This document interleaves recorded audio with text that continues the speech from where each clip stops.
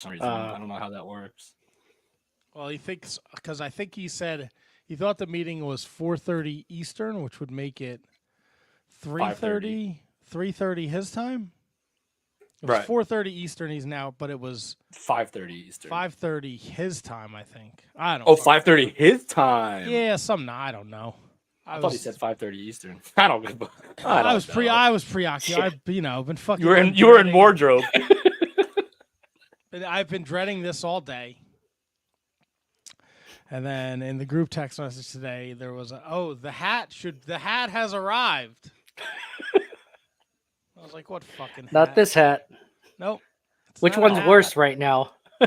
I would gladly put my Mets hat on in a heartbeat. I look like I went to. I can't wait to see this. Like try out for the Village People. Yeah, you probably would have made it too. Why HBK? And the hat isn't fucking big enough for my head. I'm not going on camera until the show actually officially starts. If you're jumping in now, you want to stay for this. I lost the challenge to KJG, and my punishment was I have to dress like Shawn Michaels every Monday in April. And Tony and Handsome Kevin were so kind to mail me all sorts of just ridiculous shit. Do you have tape on your eye so it's like looking the other way or something? No. Do you have a mask with a pasted on frown because you lost your smile? No, but I did shave today, so I had lost my smile. I have lost my smile length beard for. Oh HB. wait! Oh, this is a clean shaven HB. No, not clean shaven. I have the heel beard. Okay. Well, The Shawn heel Michaels, beard is even as there. a babyface, had the heel beard. Yeah, I couldn't go with my fucking, my ridiculously long gray beard. He was a dick even as a babyface, so Of course he was. Yeah. So I'll live up to the hype. I just don't know if I'm actually going to be able to do this show the whole time with some of these props. Okay, that's fair. If you can get through, I feel like as long as the audience sees you for like a decent period of time, I feel like you've fulfilled your obligation. Yeah, as soon as it's out there, it's there's gonna be it's gonna be out there forever. Because you are the captain of the ship. We need a captain without heart-shaped sunglasses on. My eyes start to bother me. I'm taking them off. Yeah. Oh God! Well, Tony is in. Where's Tony? Tony's in Clearwater. Puerto Rico. No, he's in Florida. He's about Clearwater, Puerto Rico. Yeah, Hulk Hogan has his restaurant in Puerto Rico. Oh my! That's Jose Hogan to you. I'm in two separate group chats with him. I'm on one on Facebook for Fortnite and one for the Wizards. And he sent the same menu, but like on two completely separate days, which leads me to believe he has been going. He's either like he has to walk past Hogan's Beach Shop, or he's like there every fucking day. Is there like an apartment above Hogan's Beach Shop where Tony's just like staying with Margo? And then he's like, he ghoulishly took a picture of Jimmy Hart. Where you can only see the top of his head because there's like a gong in front of his face. Yeah. This idiot played fucking $75 for fucking karaoke tonight at Hogan's Hangout. You have to pay to go. You have to pay to do karaoke? Of course you fucking do. It's a tourist trap. Free don't work for him, brother. Well, the brothers, I'm there, dude. That doesn't work for me. Let's see what. I hope he sings another Hulkster in heaven. Oh, you wish they had that. Let's see if. Yo, what if he sang "Be a Man" by Macho Man? What if he did "Be a Man, Hulk"? Oh, hold on. I got the promo for tonight. Fuck. April Fool's Day, we don't joke around at Hogan's Hangout. There's only two teams, You're either on the team, like Hulkamania, and you're gonna live forever, or you're not on the team. I'd like to thank everybody for coming to Hogan's Hangout every Monday night that's on the team. Hogan's Hangout, main event karaoke, 8 p.m. until 11. You know, it's kind of crazy tonight because we're giving away title belts to the best male singer, title belts to the best female, plus we're going to have a hangout champion. Week after week, we got a new hangout champion. It's off the chain tonight. Everybody's going to be at Hogan's main event karaoke. You know something? This is Wrestlemania week. Don't be surprised if we got a bunch of wrestlers coming in there trying to sing and steal our belts. So what you gonna do when main event karaoke at Hogan's Hangout at 8 p.m. runs wild all over you? Oh boy! So, Yo, bro, what happened to dude's promo skills? I gotta know. He paid for this at 4:00. Does that mean he has to fucking sit there till 8:00? Is he at Hogan's Hangout for 7 hours? Yeah, he's got to be on some sort of list or have some sort of wristband or something, you would think, right? Yeah. I'm surprised he hasn't called in yet, to be honest with you. Yo, can Margie, do you think she could film it and send it to us? I told Tony to use our Instagram live for it, but he didn't Okay. respond. He ignores everything I suggest. Like last week when I suggested, for those of you we had Ron Bass Jr. on last week, and I suggested that Magenta do the interview thinking it was Ron Bass. And then he didn't even fucking show up. Yeah, that was weird. All right, well, Handsome Kevin's running late. Tony's, as Scott George would say, hanging out with racist Hogan. We got Brundo on third mic now. You're third mic. When Handsome Kevin shows up, he's fourth mic now. Kevin's back from his soiree. That's right, a little soiree action. It's the biggest week in professional wrestling. We got Supercard of Honor. We got Stand and Deliver. We got WrestleMania nights 1 and 2. And I'm going to hit you guys with a curveball. I'm kind of excited for WrestleMania. What? Say what?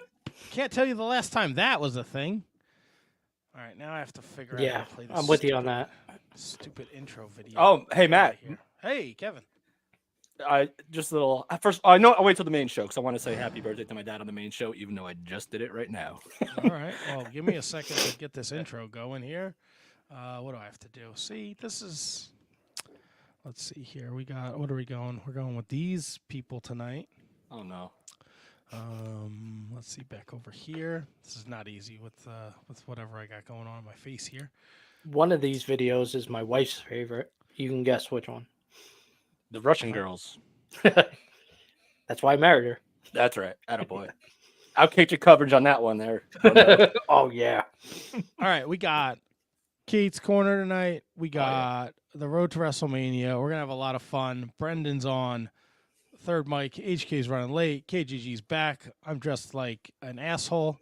And it's all here next, episode 683 of the Shining Wizards Wrestling Podcast. Hold on now. What now. the fuck am I doing here? Here we go. I think he's all discombobulated because of the gear. He can't see. I can see just fine. The following is a presentation of the Shining Wizards Network, broadcasting live in high-definition video and available on all podcasting and streaming platforms. Follow us on social media at Wizards Podcast. Check out our merchandise at merch.shiningwizards.com. Do your Amazon shopping at amazon.shiningwizards.com. And become a Patreon supporter at patreon.com/wizardspodcast. And now, it's time for the Shining Wizards.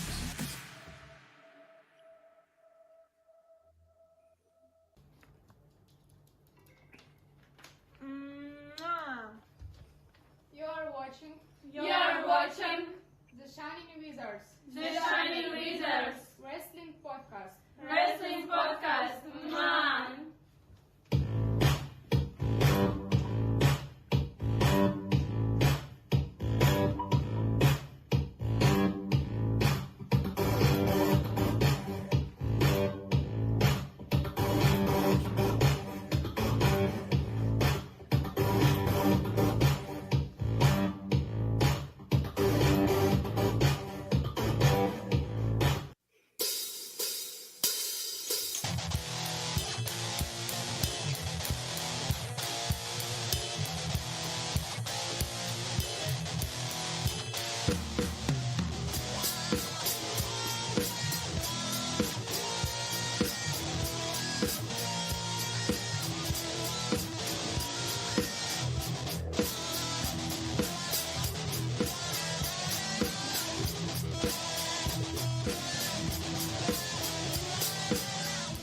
Oh, yeah. Let me see if I did this right. What if I do this? Oh, no. Oh, it's still playing? Yeah!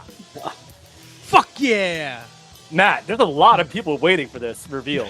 Well, you know what? They're going to have to wait because we are back. It's Monday night. If you're joining us live, we appreciate the support. Facebook, YouTube, Twitter. You're taking us with you wherever you go. Spotify, Apple Podcasts, Google Play, TuneIn, whatever weird third-party listening thing I don't know. There's if you put I've said it before, I'll say it again. If you put Shining Wizards into Google, we're all over the place. We're on platforms I didn't even know existed. Yeah, there's like all sorts of weird, like pirated, like Napster. stream us. Yeah, I love it. It's fantastic. It's the Shining Wizards Wrestling Podcast where it's wrestling talk and talk about wrestling. Matt. Brendan. KJG. Boom. Think I'm cute. I know I'm sexy. I've got the looks. The drive should go wild. I've got the move. That really move. I said chill. Up and down their spine. I'm just a sexy boy. I'm not your boy toy. I'm just a sexy boy. Oh, yeah. Eat your heart out, girls. I make them hot. Holy shit. Now, look, I had nothing to do with this, all right? Nothing at all. My only complaint about this is this fucking T-shirt. They couldn't get me an HBK T-shirt. Look at this thing. Stand up. Oh yeah, do that. What? Yeah. What is this? With Yeah, the period at the end is bothering me. Yeah, it's not a sentence, really. Yeah. Team Sean. It's a fragment. Here comes one of the fucking wizards that set me up with this bullshit. Come on, Matt. Isn't let's be honest. Take yourself out of the moment. Is this not a great punishment? It's great because I am embracing it. I don't know how I'm going to do anything with these gloves on, though. Oh, Matt! Now, handsome Kevin. Sexy man. What's Sexy man! You guys couldn't get me a fucking HBK shirt? What is this? Your Team Sean. Instead Hey, of what's Team with the Brett. period? Period. That's it. Team Sean. Period. It's red. Yeah, all right. It Well- fucking looks great, man. I got half a chub over here. The hat is I got the small. other hat for you. I can't. If I turn it around, I look ridiculous. Turn Like it more- around. Can I see the front? Is that the one with the chain on it? Oh, there's no chain on it? Now I see the village people. Yeah. Now you're blacktop bully. Yeah, it's like it's not cool. I got to turn it around. gotta Now turn- I yeah, look like turn it I around. definitely didn't. The village yeah. people were like, "We'll call you tomorrow." You had a couple very famous music videos in the 80s that got arrested in a bathroom. You look like the cabbie for the village people is what he looked like. Ow. Also, these All about fucking faith, earrings. These earrings hurt. Holy shit. Well, it wouldn't be a punishment without pain, right? I don't know. I fucking like, the shit was showing up, and my wife's like, "What the fuck?" I'm like, I didn't order any of this. Like, this is not. I'm not spending my own money. Like, this is not me. Fuck you, Tony. What a knob. You fucking showed up for Hogan's Beach bullshit. Fucking 4 hours early, you piece of shit. That should have been part of the punishment, though. You should have told your wife that yes, I ordered all of this. Oh, that would have been a layered punishment. like, That would have been great. Oh You don't know how long I've no. been searching for these earrings? I could not be happier. So I just put all the shit on my desk because I'm like, I'll deal with this right before the show. And then I got to the mailbox and there's like a fucking box shoved in the mailbox and it's addressed to me. And I'm like, what the fuck is this? And it's this fucking hat, and it's like a fucking, I don't know if it's vintage, I don't know what it is. I'm going to take a dump not. in it May 8th or whenever the fuck we're done with this. Put it on fucking Instagram. No, save that for the Patreon. So then I open it up, and I'm like, oh, okay, like, it's a hat. There's an HBK hat. And then I go to put it on, and I'm like, this is like a little tiny hat. I feel like a fucking umpire at a baseball game in 1920. Right. So then I take the gloves out, I take the sunglasses on, I put the stupid shirt on. And then I'm like, okay, like I got I know they're fucking clip-on earring. I open the everything falls all over. There's a billion fucking fake earrings. We wanted you to have options. I said there's one with like a magnet. I can't get the bag open because I got these stupid fucking gloves on. Now I got them clipped in, though. I got 2 sets. I don't know if you could tell. Oh, yeah, they look great.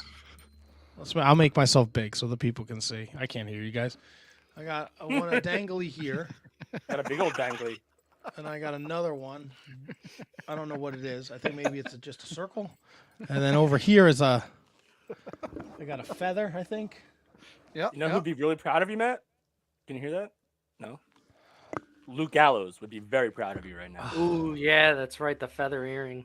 He loves a good dangle. And and handsome Kevin, KJG, and Brundo couldn't answer this before. This is the same outfit every week, or should I expect more garbage to show up at my house? Same thing every week. Okay, well at least I know what I signed up for. You could change the earrings up if you want. Oh yeah, no, there's a ton right on the vanity. I could get so many. I could put one in my nose. I could do a whole bunch of different things. No, just in the ears. It's And HBK. I also, just to show you how much I'm committed to this prank, I don't know if you've noticed, I shaved, so I have like lost my smile, Shawn Michaels beard growth here. Like I can't shave completely. My wife would fucking kill me if I shaved my face for a bit on the podcast. But I lost my smile. You know, next, I can't even tell you what I'm doing. I'm working on next week already. I love it. Did you shave yourself, Matt? Of course I did. Who else is going to shave me? That's pretty impressive. I'm not going to lie to you. I'm going to have Rhiannon write her own words to Sexy Boy. Yes. And then we're going to record it for next week. Oh, I love it. Fucking How do you love like it. that? Now, Are you gonna... Okay, go ahead. As I said, let me ask you this, Double T. You're a tatted guy, right? Yeah. So one of the things that we did think about was getting you the arm tattoo, like a press-on arm tattoo, but It wouldn't work. My arms are covered. You're covered. I told Tony that. He wasn't sure. Yeah. I have sleeves on both my arms. That's what I thought. Yeah. What if we get it shrunk down and put it under his eye like a tear? They have to take the sunglasses off. Right, that wouldn't work. HBK never killed anybody. You could do like a half hour on, half hour off. I think I'm better with the glasses on, to be honest. My fucking I'm not gonna eyes lie, hurt Matt. You now. look great.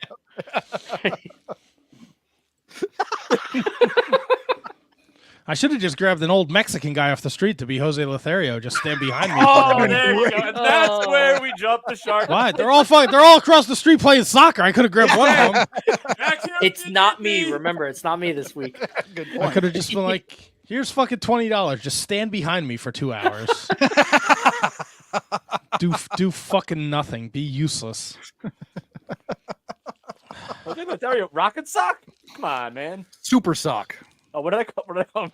Call him Rocket Sock. Yeah, you don't remember the great tag team of Dwayne The Rock Johnson and Jose Lothario? Yeah, Rocket Sock. I got you. The gloves are pretty cool. Yeah, they're not bad, man. They're not bad. No, so here I am, Uncle Mo. Wait, so this is not a vintage? What is this? Like a replica? Yeah. Yep. So someone just From made WWE shop. Oh, really? Yep. It's definitely wait. not one size fits all, buddy. It is. It's not. It is. HK, can I ask? It doesn't fucking fit my head. It's not one size fits all. It says one size fits all. Sorry, fathead. Did you? I don't have a fat head. That's the problem. Did you buy a kid's hat for me? And it didn't come from WWEshop.com. Oh yeah, it did. No, it didn't. No. Ooh. I had that hat as a kid. There's That's some- It not came a from hat. some dude named Joshua. Oh, you got the one from Josh. Okay. All right. You got the one from Josh. Didn't realize it. He went Josh with it. I thought he went WWE shop. He went Oh, well, WWE I don't. You Josh. two fucking shows should communicate. You fucking assholes. We did. Look at you. You look beautiful. Chode. Do I look beautiful? I think you do. I feel like because I'm Shawn Michaels, I should be an extra prick to everybody. And then, like 5 minutes before we go off the air, be like, "I found Jesus. Everything's gonna be okay." Yeah. You know, I could fucking abuse the Mexicans across the street. I could punch mommy in the face. Like, what else? Who else wants? Come on, it's WrestleMania week. Which one of our favorite independent wrestling stars is a fucking pedophile? Come on. Let's go. Let's Rude Boy Riley this week. Come on. Thank you, Jesus. Sunny days ahead for Shiny Wizards match. Like, I'm gonna when Kate comes on, I'm gonna abuse her. I'm gonna see if we can get her to take them hitters out.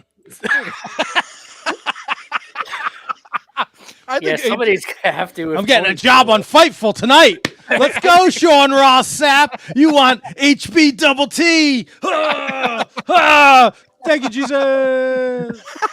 HB double T is my favorite incarnation. That's pretty good. That's gotta be a T-shirt at some point. I gotta change my name. Yeah. Hold on. Let me see. How do I change this? In the middle of the show, I'm just gonna get mad and quit.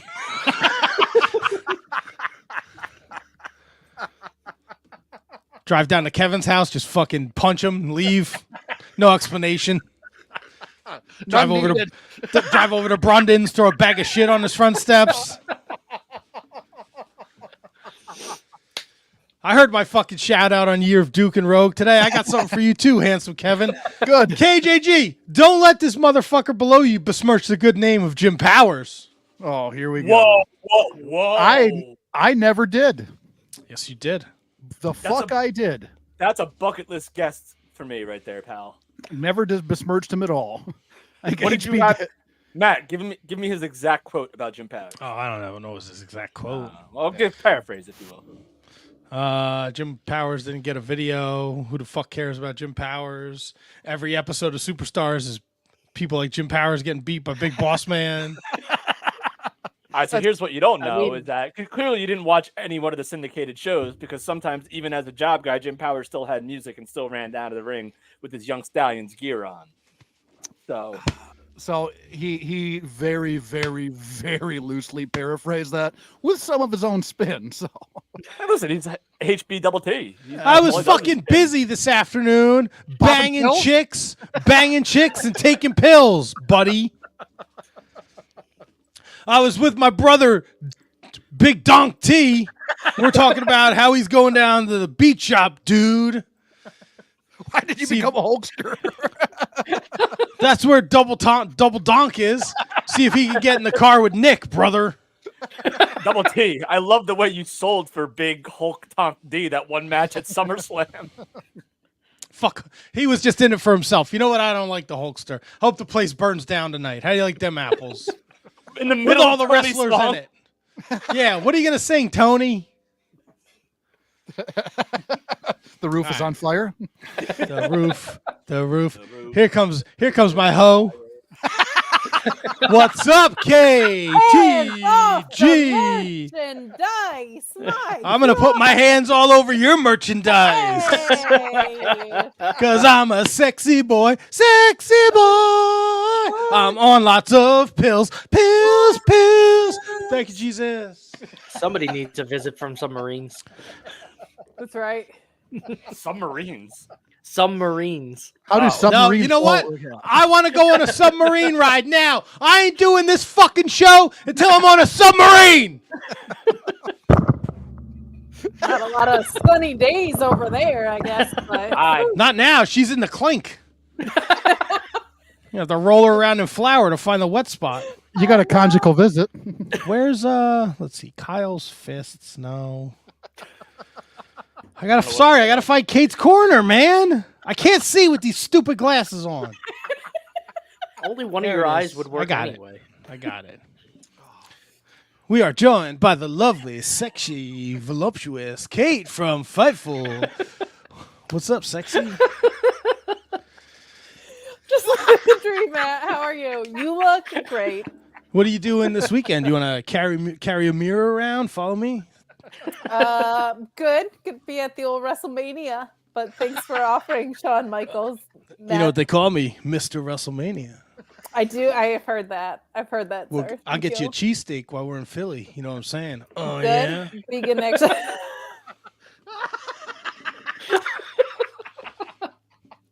I didn't know that was a Shawn Michaels thing. I didn't know. Didn't know. Would you, No. No. Whatever the answer is, nope. I got a former tag team partner. He's down on his luck. Well, he's Hand a stuff? piece of Would you work, do that one. any hand stuff? Hand stuff? No, I don't have fingerless gloves like you do, so I won't be doing any hand stuff. But Oh, you know what? That's a great call, Kate. Yeah. I You like can the do sound that, they and make there's when no I clap. evidence. That's what's up. Oh, yeah? Sorry. No, that's Sorry, so okay. I just don't know if you're Matt or if you're Shawn Michaels. That's how good. HB double T. Come on, HB double T. I'm here for it. Don't worry. At some point, I'll fall asleep. All these somas. I don't remember Shawn Michaels with this like constant head nod thing. I don't You know know what what, he's it's doing the, the Night at the Roxbury thing. It's the dangly earrings. They're They do. They're magnetic. The motion is beautiful. Eat your heart out, girls. all right. So we're joined with by Kate from Fightful. Kate, WrestleMania 40, Philadelphia. Yep. HB double T not on the card. What's up with that? That I don't know. I'm shocked. I don't know if it's because of Stand and Deliver and all the booking you have to do in NXT, but I really thought it would have been like you and maybe Seth Rollins versus The Rock and Roman, but Cody just had to shoehorn his way in there by winning Royal Rumble, I guess. It's very upsetting. I don't see nobody calls those guys Mr. WrestleMania. It's true. That is cornered by HB double T. God, you ever burp tequila in somas? Oh, Sounds tiring. I don't think I have, actually. so HB double T wants to know WrestleMania up? 40, Philadelphia. What is the sexy Kate from Fightful? What is she looking? Oh, Doing the theme. give me a moon stem, Kate. Take it easy over there. HP double T, I'll come for you. I'll quit in the middle of the show. I'll go right down to your house. I know you will. I know you will, Pumpkin Patch. It's HB double T. No pumpkin patch. Okay. I don't know what else, Shawn. I just do this like the Blue Meat. Do you have a drifty eye? My hips hurt. I can't see behind your sunglasses if you have a drifty eye. 1 week at a time. All right? Okay, no, I get it. I get it. Doing some eye exercises. First, you gotta leave, and then you find Jesus, and then you have a drifty eye. I get it. I'm gonna do it all. You gotta have a skullet by the end of it, or like a balding ponytail situation. I was gonna go Dutch boy haircut. That works too. Like I'm gonna transform. I'm just gonna show up and look like the Dutch boy in the last week of April. That works. That's HB double T for you, baby. Oh, yeah, give it to me, baby. I'll text you later. Heyo. Anywho, don't worry, Jesus and my wife will forgive me. It's fine. You kind of look like a Nitro girl, Kate. I'm just saying.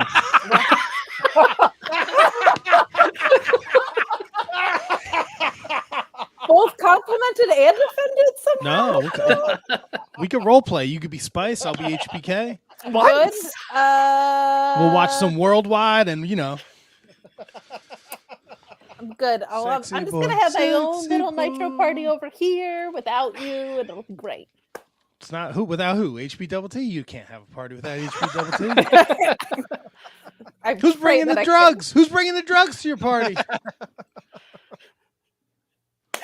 Well, for a Nitro party, and I'll bring Marty Jannetty. It's a nitrous hard party. pass. A nitrous party. Why, he could kill anybody behind your house for free. Allegedly. I'm good on the behind the house murders for now. Down the block? Down the You got a block? bowling alley nearby? You know I do. We can just like right up Route 22. That's what's up. Gives a whole new meaning to the word pinfall. That's right.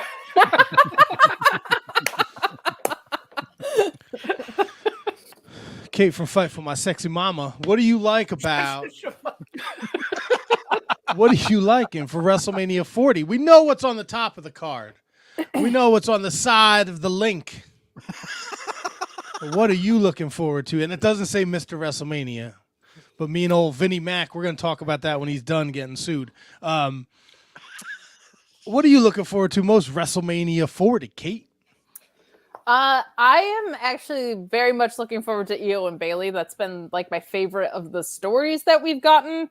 And I think Becky and Rhea will be fantastic as well. It's been pretty well built, and I think the in-ring will be incredible. Like every time Rhea's in the ring, she shows out, and Becky, I think, is one of the best storytellers on the women's side. So I'm looking very forward to that. I'm also just loving this version of Drew McIntyre that we've been getting. So I'm very excited to see what happens with Seth and Drew, especially with Punk on commentary. I'm assuming that's just going to be setting up things for Drew and Punk down the line, since he has been an unbelievable CM Punk troll this entire run. But I think people underestimate like how great Seth Rollins is at being an in-ring storyteller, combined with how great this version of Drew has been. It's very layered, like it's heelish, but it's a relatable heel and very accessible. And with Drew's physicality, I just think there's a lot that you could do. I just don't want Damian Priest to cash in and win, sadly. Unfortunately, I don't want that at all. So I'm looking forward to that. I think there'll be some really fun, dumb shit in the tag ladder match as well that I think will just be fun. I think they desperately need to split those titles up, and I don't really have a lot of love for like an extended Awesome Truth title reign if that's where they're going. I hope that's one of those things where maybe they turn around and lose it on Raw the next night or something. But gotta say, from a story perspective, my favorite thing has been Bayley and Io and this damage control stuff. And that's kind of where I want to go with this, because they did a great job on SmackDown. And, we have WrestleMania Saturday, Sunday. We still have one more SmackDown to go, right? So how did you feel about Jade Cargill's introduction, and all of a sudden now her insertion into this damage control? Because they did a great job with the Becky and Io like studio jumping thing before. Tremendous job. How do you feel about Jade Cargill's insertion into this now, as I guess more backup, even though Bayley may not know? Like, how do you see that playing out?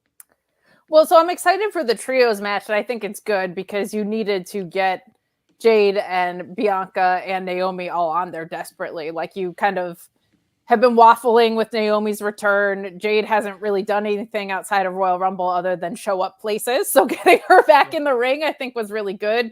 She looked great. She always looks like a star. Her entrance was incredible. That's never the issue. I like that we're setting up this 3-on-3 match. My only thing is this is now the second WrestleMania in a row where you haven't had the women's tag titles defended. Take them back to NXT then for a program like this, or find a way to have them defended on the SmackDown beforehand or whatever. Like, these women's tag titles just continue to get lost and lost and lost. It kind of proves Naomi and Mercedes' point when they walked out on them in the first place.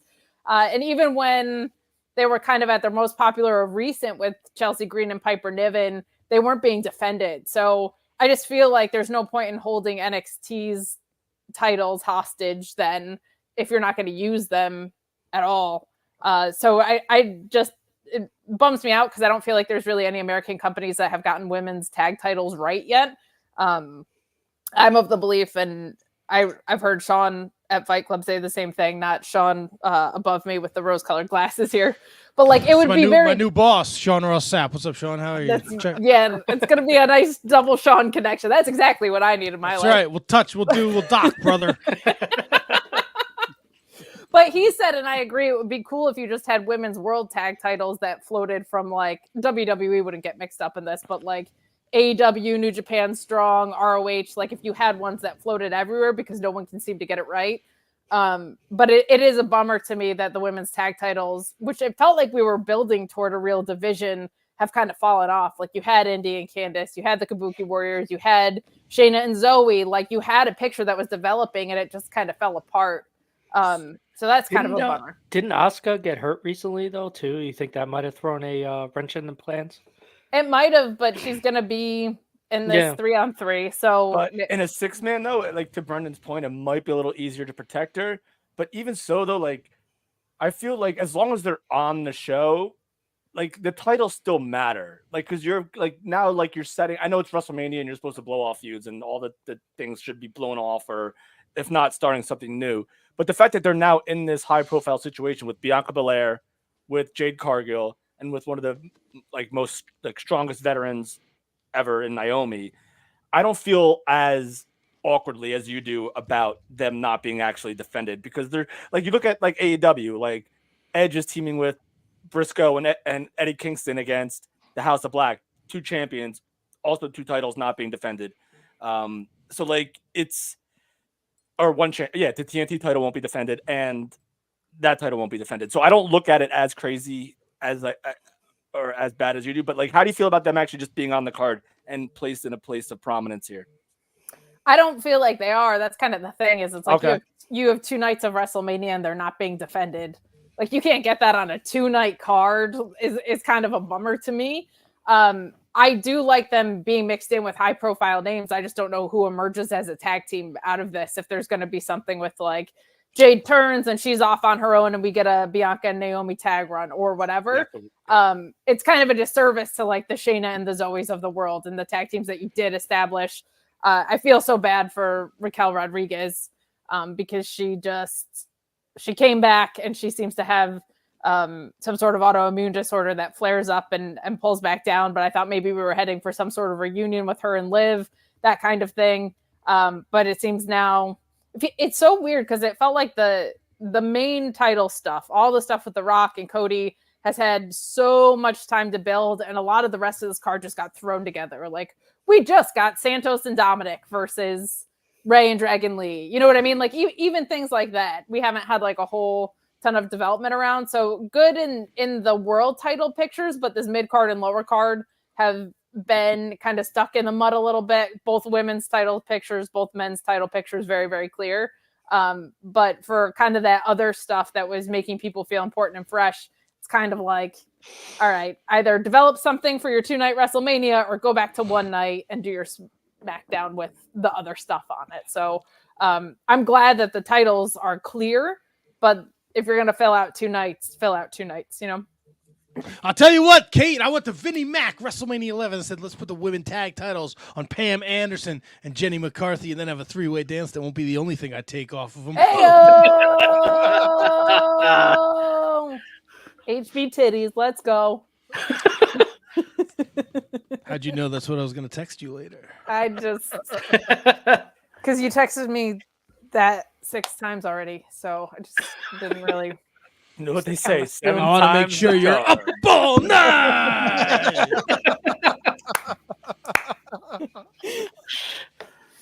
Where do you fall? Where do you fall with the Gunther, Sami Zayn, Chad Gable storyline?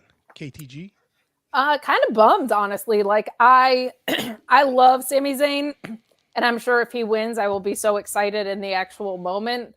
But that's another story that I'm so sick of. I can't find a way onto WrestleMania. What do I do? Oh, a gauntlet match. When with Gunther, you had so many stories in play. You had Ricochet, who he took it off of. You had Braun Breaker was the last guy to pin him. You had everything that you built out with Gable. I don't know what Sheamus is doing. If he's still injured, he can't come back into play. But it felt like you had a lot of things that you invested in this very long reign with Gunther. And then they were like, nah, we're just going to have Sami Zayn win a gauntlet because we got to get Sami on Mania. I am intrigued by the dynamic between Gable and Sami. Like, yes. If Sami were to lose and Gable was coaching him through that, what that looks like. Because we also have the show in Berlin, right, where I think it could be very fun to see Gunther drop there, or in France. I think Gunther dropping in Europe in general would just create some really interesting crowd dynamics. I want it to be Gable. I feel like they did such a good job building that out. You had Gable's daughter crying in the front row. Like, sometimes the classics work. Little guy, big guy that you're rooting for the little guy for is awesome. And I feel like Chad Gable did so much great work this year that him just being kind of thrown unceremoniously into a battle royal is no fun. But I do feel like I would like them to use some of the extra card that we have to set up future contenderships. Like if that battle royal was for a shot at the IC title instead of a terrible looking trophy, that would be something that's interesting to me, right? Or if we can't have the women's tag titles defended on WrestleMania, setting up a 4-pack between a bunch of these teams so that there's a contendership for night 2 would be really cool or something like that. So I feel like Chad Gable deserves a higher profile spot. They did such a good job with the story with him. It was so weird because he was white hot and then they cooled him down and were like, nope, you're a funny guy again. And then they heated him back up to not do anything. Is just kind of odd. But I do love the backstages and the relationship that they've been building out with Sammy and Chad. So I agree. I think Chad Gable is going to excel in this role, and we don't know how it's going to play out. So I think Chad Gable, like being like kind of like this motivational speaker, maybe to even turn on Sammy at some point, maybe even cost them the match at Mania. I feel like you're looking at this through a very X's and O's prism, and not like the big entertainment value, and how having a spot and having a role in a bigger storyline when you have these other major shows coming up in the future is vital, and you have to build them back up to get there. There's a fine line between, to me, making sure everyone has a spot and like just booking stuff for the sake of booking. Like there's a very fine line between that, and a lot of it is very contentious right now in terms of, like you mentioned, the Dominic Mysterio, Santos stuff, and even like the rumored match that's going to be the Pride versus the Final Testament, which they've been working on forever. So like if that gets a match, how would you feel like about that getting on over something that might not? Sure. I mean, I'm a story gal, so I want to see stories get. I'll tell you a story, Kate. Blown off. I'm not going to use the phrase "blown off" with this guy above me, but I would like to see stories concluded at Use the WrestleMania. phrase "blown on." Hey-o. That's really sticking to this character, by the way. It's who he is.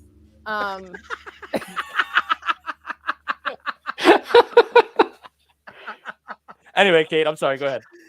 No, I like to see what I really want to see is Raw after Mania come back with a big punch, because we haven't had that in a lot of years. So I would love to see stories get blown off at WrestleMania and then new stories start again or carry over from that Raw on. And so for me, it's less satisfying when you have just like a guy who was looking for a way on to WrestleMania and won a gauntlet match than these stories that you've had cooking in the background for so long. Like that's my preference. To be fair, Sami Zayn did have those sit-down interviews with Jackie Redmond all those weeks talking about trying to get back to it. And then you had Shinsuke come in and do.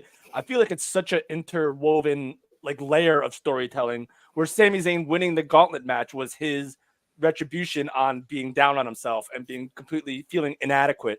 And then comes back and does it. And then him losing to Bronson Reed out of nowhere kind of throws that kind of monkey wrench into it. And him coming back now and winning, whether he wins or loses, I think the storyline has been great. And I don't think it comes at the expense of Chad Gable. I just think Chad Gable now found a different role in this story, which has yet to be determined overall. Do you think Chad actually turns on him after? I think it's a possibility. The future? Kate? My problem has always been with I want to get on WrestleMania and I'm too inadequate to do so story, because they tell this story so many times every year across multiple people, it feels like, is that doesn't have anything to do with the IC title, which has been the most like revered title, I feel like, in the company in a lot of ways for how long it's been held and who it's been held by. Like that doesn't have to do with the IC title. That doesn't have to do with Gunther. That just has to do with, I want to get on the WrestleMania card, right? So everything else, there's so many people that had stories that specifically had to do with Gunther and the IC title. I was really nervous that's where they were going to send Cody, to be honest, because after he won Rumble, it's his dad's title. Gunther's been unbeatable. I was really nervous they were going to go there. I'm not as nervous as I am about where Matt's going with this, but it's all good. But Kate, to be fair, this was a story they were telling with not only Sammy. There were every week wrestlers would go to Adam Pearce and ask, like, let me guess, you're wondering about the Intercontinental title match. Like, let me guess, you're at like So they did this with multiple people. What is it about? And Chad Gable did it too. Chad Gable was like, it just means more, right?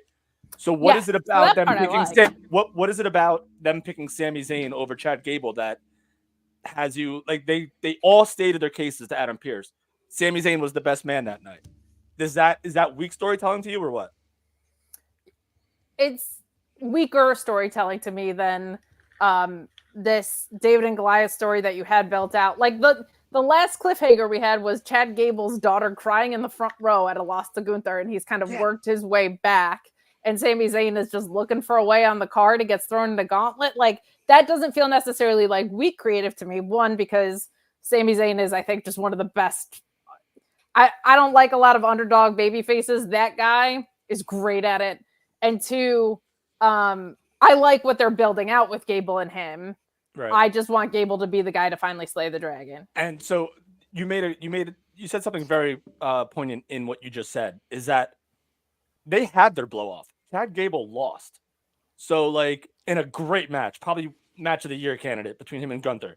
So my question to you is, why are you so gung ho about him getting another opportunity when he had it and lost it? Because why did you heat him back up then?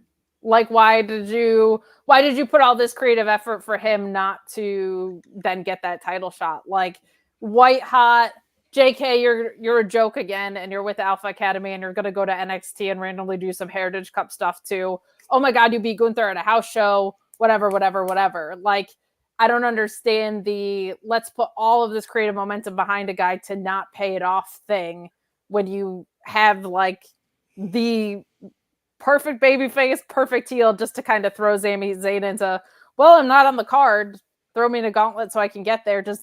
And I'm not even saying it's bad. Right. I'm saying that there's better options that have had to do with Gunther's reign so far that I think could have been better choices. I wasn't convinced until the past couple of weeks that Sami Zayn was going to do it. And now, because of wrestling math, right, he's like losing going into this. It certainly feels like he's going to be the guy to do it. I think it creates a lot of fun possibilities for where Chad Gable could go with that. Maybe he beats Sami. Maybe he faces Gunther. Maybe he costs Sami. Like there's all these possibilities there for what that relationship looks like. And I like that relationship has looked different than most of the stuff that we've seen in wrestling before. We're really getting away from, and I appreciate it, this baby faces are fucking idiots stuff that we used to get in WWE over and over and over again. Bayley saw the damage control split coming. Like, those kinds of things have been very refreshing. So I'm glad we're getting away from the naivety. I'm intrigued to see where it goes with Gable. I just kind of wish this was his shot. But we'll see. I'm looking forward to that from a match perspective very much, because Sami Zayn is just one of my favorites. Beautiful. Perfect answer. Oh, what? I think it's more about, to me, it's more about establishing Gunther as a piece of garbage, bad guy, unstoppable heel, than it is to like letting Chad Gable, quote unquote, finishing his story. Like, I feel like if they wrestled again, Gunther would still beat him. Same thing with Sami. I don't think Gunther, I don't think he's a piece of trash. I think he's just an unbeatable heel champion that will fucking put you in the ground. Like, yeah, and he looks down on you though, right? Yes. Like, condescending, sure, but he's not, I mean, not like chicken shit heel stuff. Right. No. Right. Like, I like that the mat is sacred. Like, he is the wrestler of the brand. And I also like that Imperium doesn't really interfere a lot. Like, he has these guys that are henchmen-ish, but they're not constantly interfering in his matches. He doesn't need it. He's not that fucking weak, right? So some really refreshing stuff with him. And honestly, it's been my favorite title reign that they've had for a while now, just because the matches are so good and the character is so great.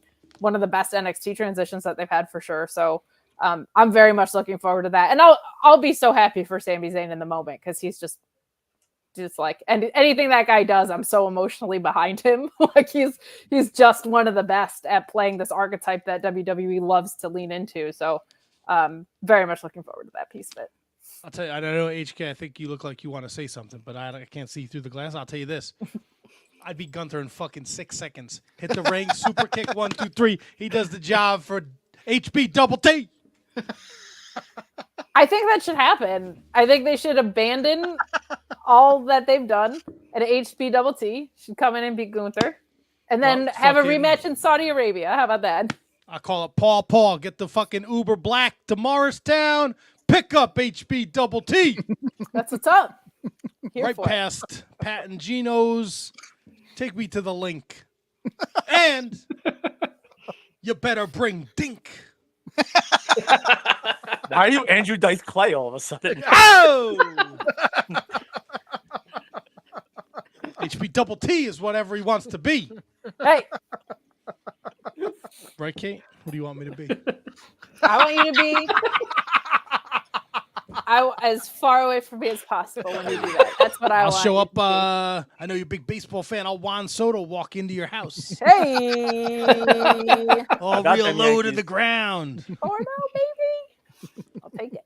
All right, HK, I didn't mean to interrupt. No, you're I'm like fine. the retarded child of the Macho Man and Andrew Dice Clay. Oh, Oh. Okay. Well, Back here if you need me. Oh, that's where the line is drawn. It's where we Yes. tried to draw the line every week. I'm sexually that's molesting, the line. sexually molesting KTG. Oh, I thought she was gonna take off her top That's there. every show. That's every show. Not to this level. HB Double T. He's on so many somas. You got some Dice Clay back to Hulk. Period. Who are you? Team Sean. Period. KTG, bell to bell. What do you think's the best match of WrestleMania weekend? I'm gonna say Drew and Seth, with Becky and Rhea being real close.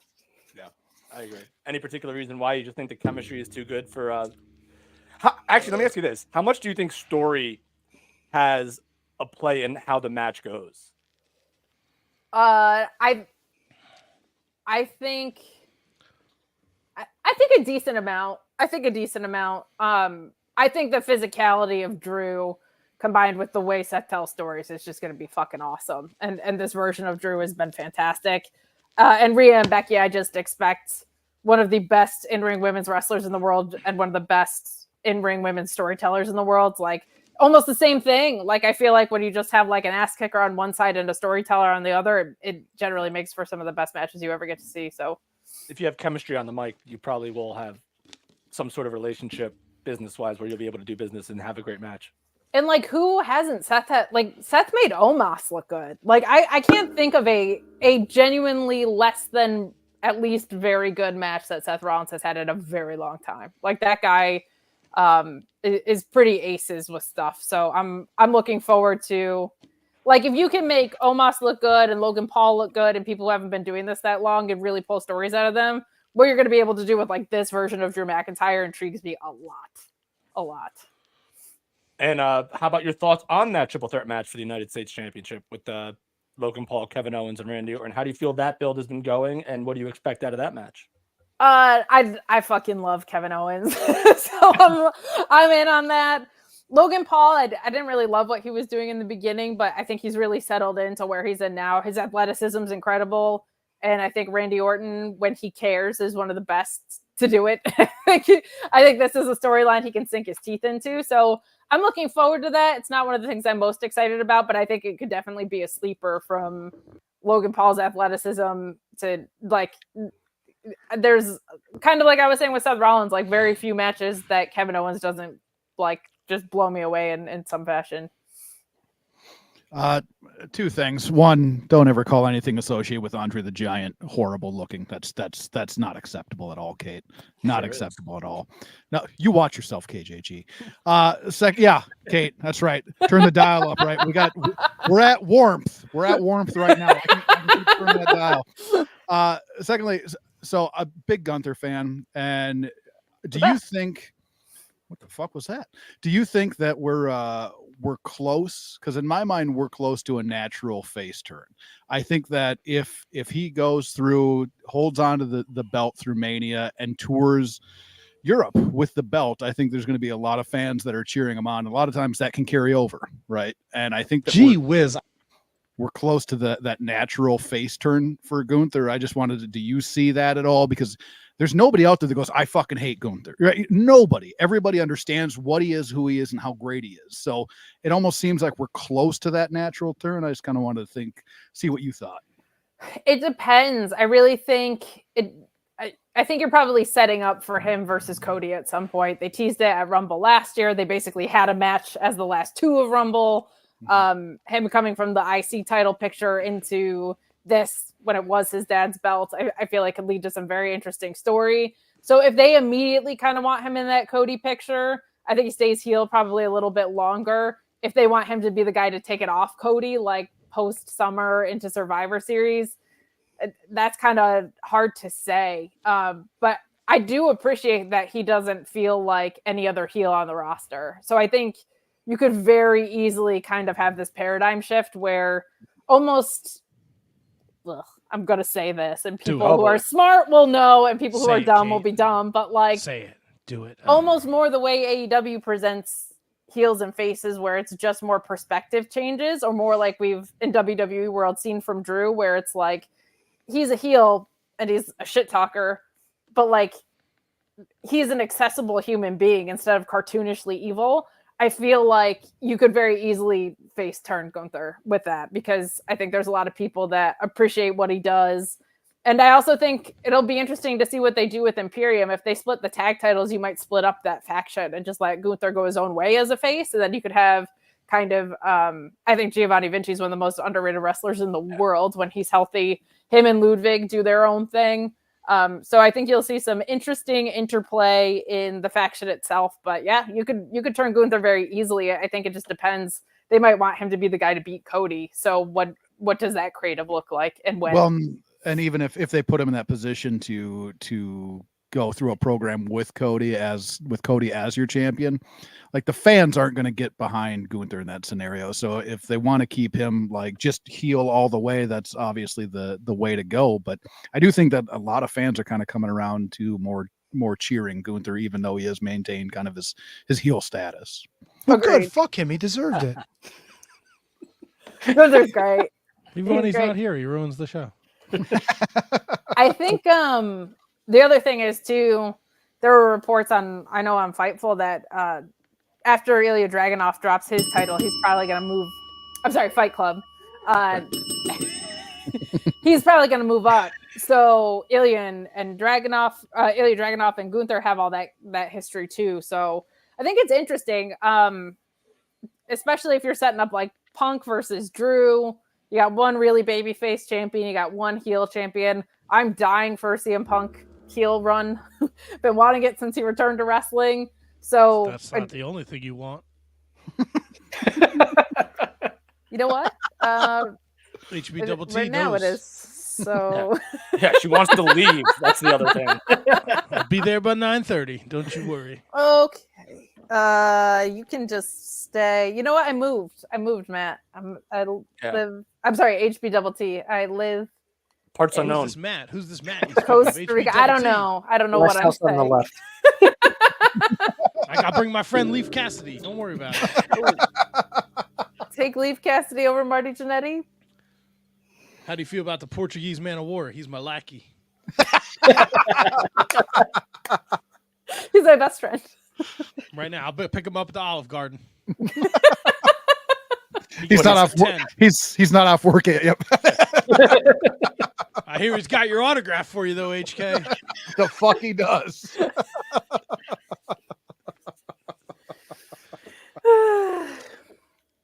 What were you saying, Kate? I didn't mean to interrupt you. Your beautiful mouth. I'm sorry.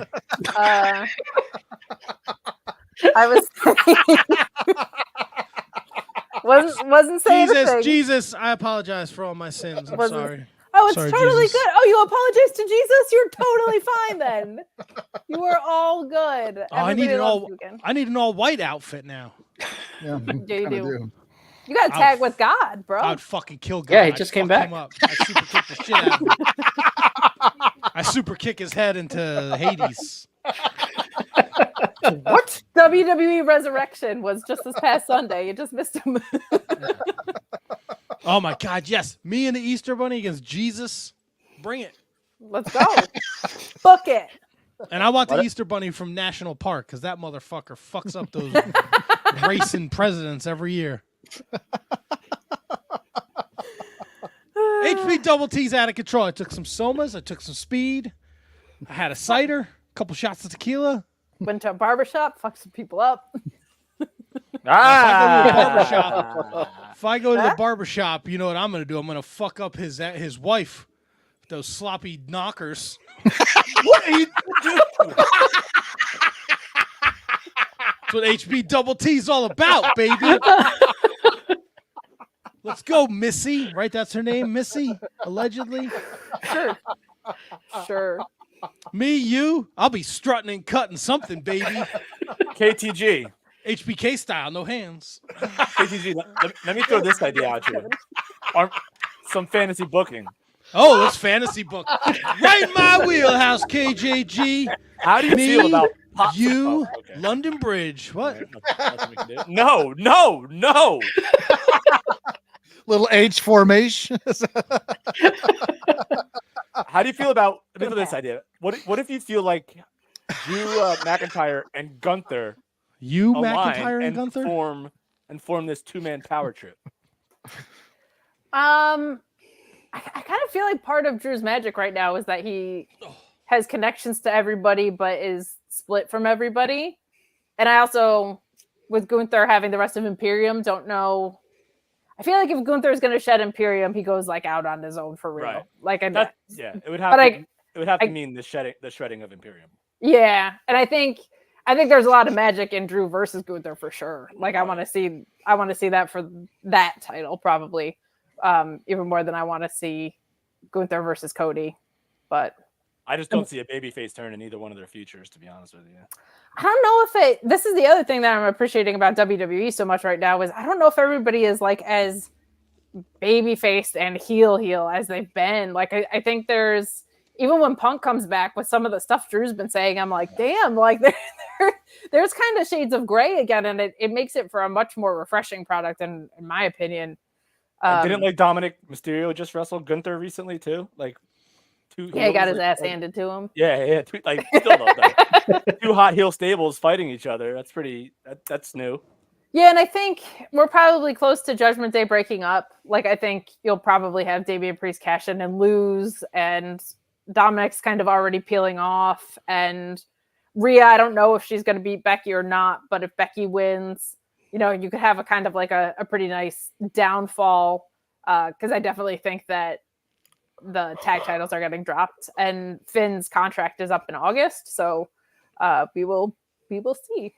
But I think that stable I think this Money in the Bank shit has been bad the past 2 years. I think they need to do better with it moving forward, but I think Judgment Day has kind of run its course because it was the hottest thing and taking up a ton of time on television, and then it got de-escalated pretty quickly, and like our truths involved and shit got weird. So I think it's time probably to break them up, because I think they're a situation where the parts are actually greater than the sum of the whole in a lot of ways.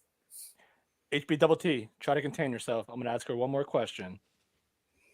What else outside of WWE excites you about the world of professional wrestling? I can tell you what makes me very uncomfortable, but I mean Danielson versus Ospreay, right, is fucking gonna be absolutely bonkers. I think. Oh, I'm just me now. Perfect. Mercedes, I think, is going to be doing some really incredible work. The look on my face in this graphic is actually fucking perfect. Like, what is this guy doing? You need like the Weederville like mouth like the Weederville. Remember that show? Why are you licking your lips? Please stop. I'm just gonna vibe with myself. What's up, me? Oh yeah.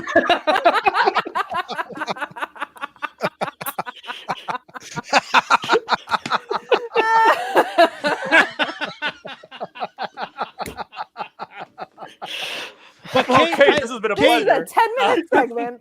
Kate, I know you're like super busy, man. All jokes aside, you're crushing it over at Fightful. Thank you. Wrestlemania in the backyard, right in Philadelphia. I'm sure you got a fucking super busy week. Will you be on the ground? Where can people find you? You checking out other shows? Piggybacking off of KJG's question, what do you got going on this weekend?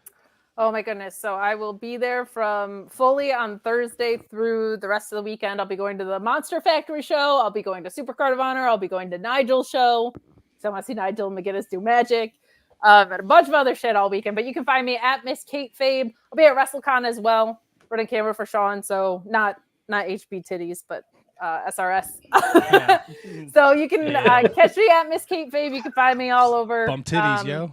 You can find me running away from. You'll be running right into me, baby. From Tits McGee up here. You'll hear that music and you'll just melt in my arms. Or it'll be the H-bomb I put in your drink. Really? Dragunov's finisher? And it's also something I used to do in the 80s. There you go.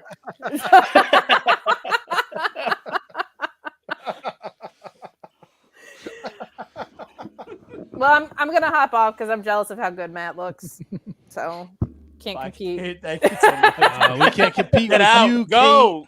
Oh, stop! Thank you guys. This was a blast. I appreciate If you see it. Kate this weekend, say hello to her. Don't be Please fucking weird. Just say hi. Be like a normal human being. Say hi be to her. nice. She's doing great stuff at Miss Kate Fabe on the Just Twitter so you machine. know where the bar is, this guy This is is like it. the 8th least weird person I've interacted with today. So just so you know. That's But saying something. please do say hi if you are in Philly for WrestleMania week. Be a good time. Looking forward to Yeah. it. And if you're a piece of shit to Kate, I'm going to fucking find you and cave your fucking head in with a rock. Understand that.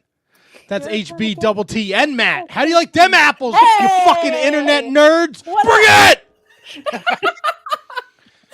I adore you guys. Thank you so much for having me on. I'll slide in them DMs later. Heyo. Oh, yeah. Jesus. What? There's no Matt here. It's HB double T. This is what you wanted. This is what you're getting. He's Watchful Man now. He's like, Many things. What you're getting. A lot of drugs in my system right now, so I don't know what the fuck is going on. you're freaking me out. I'm like, I'm stumbling and bumbling because I keep looking at you. Freak out, freak out. All right, guys, we might have some breaking. Uh-oh. Oh yeah. Uh-oh is right.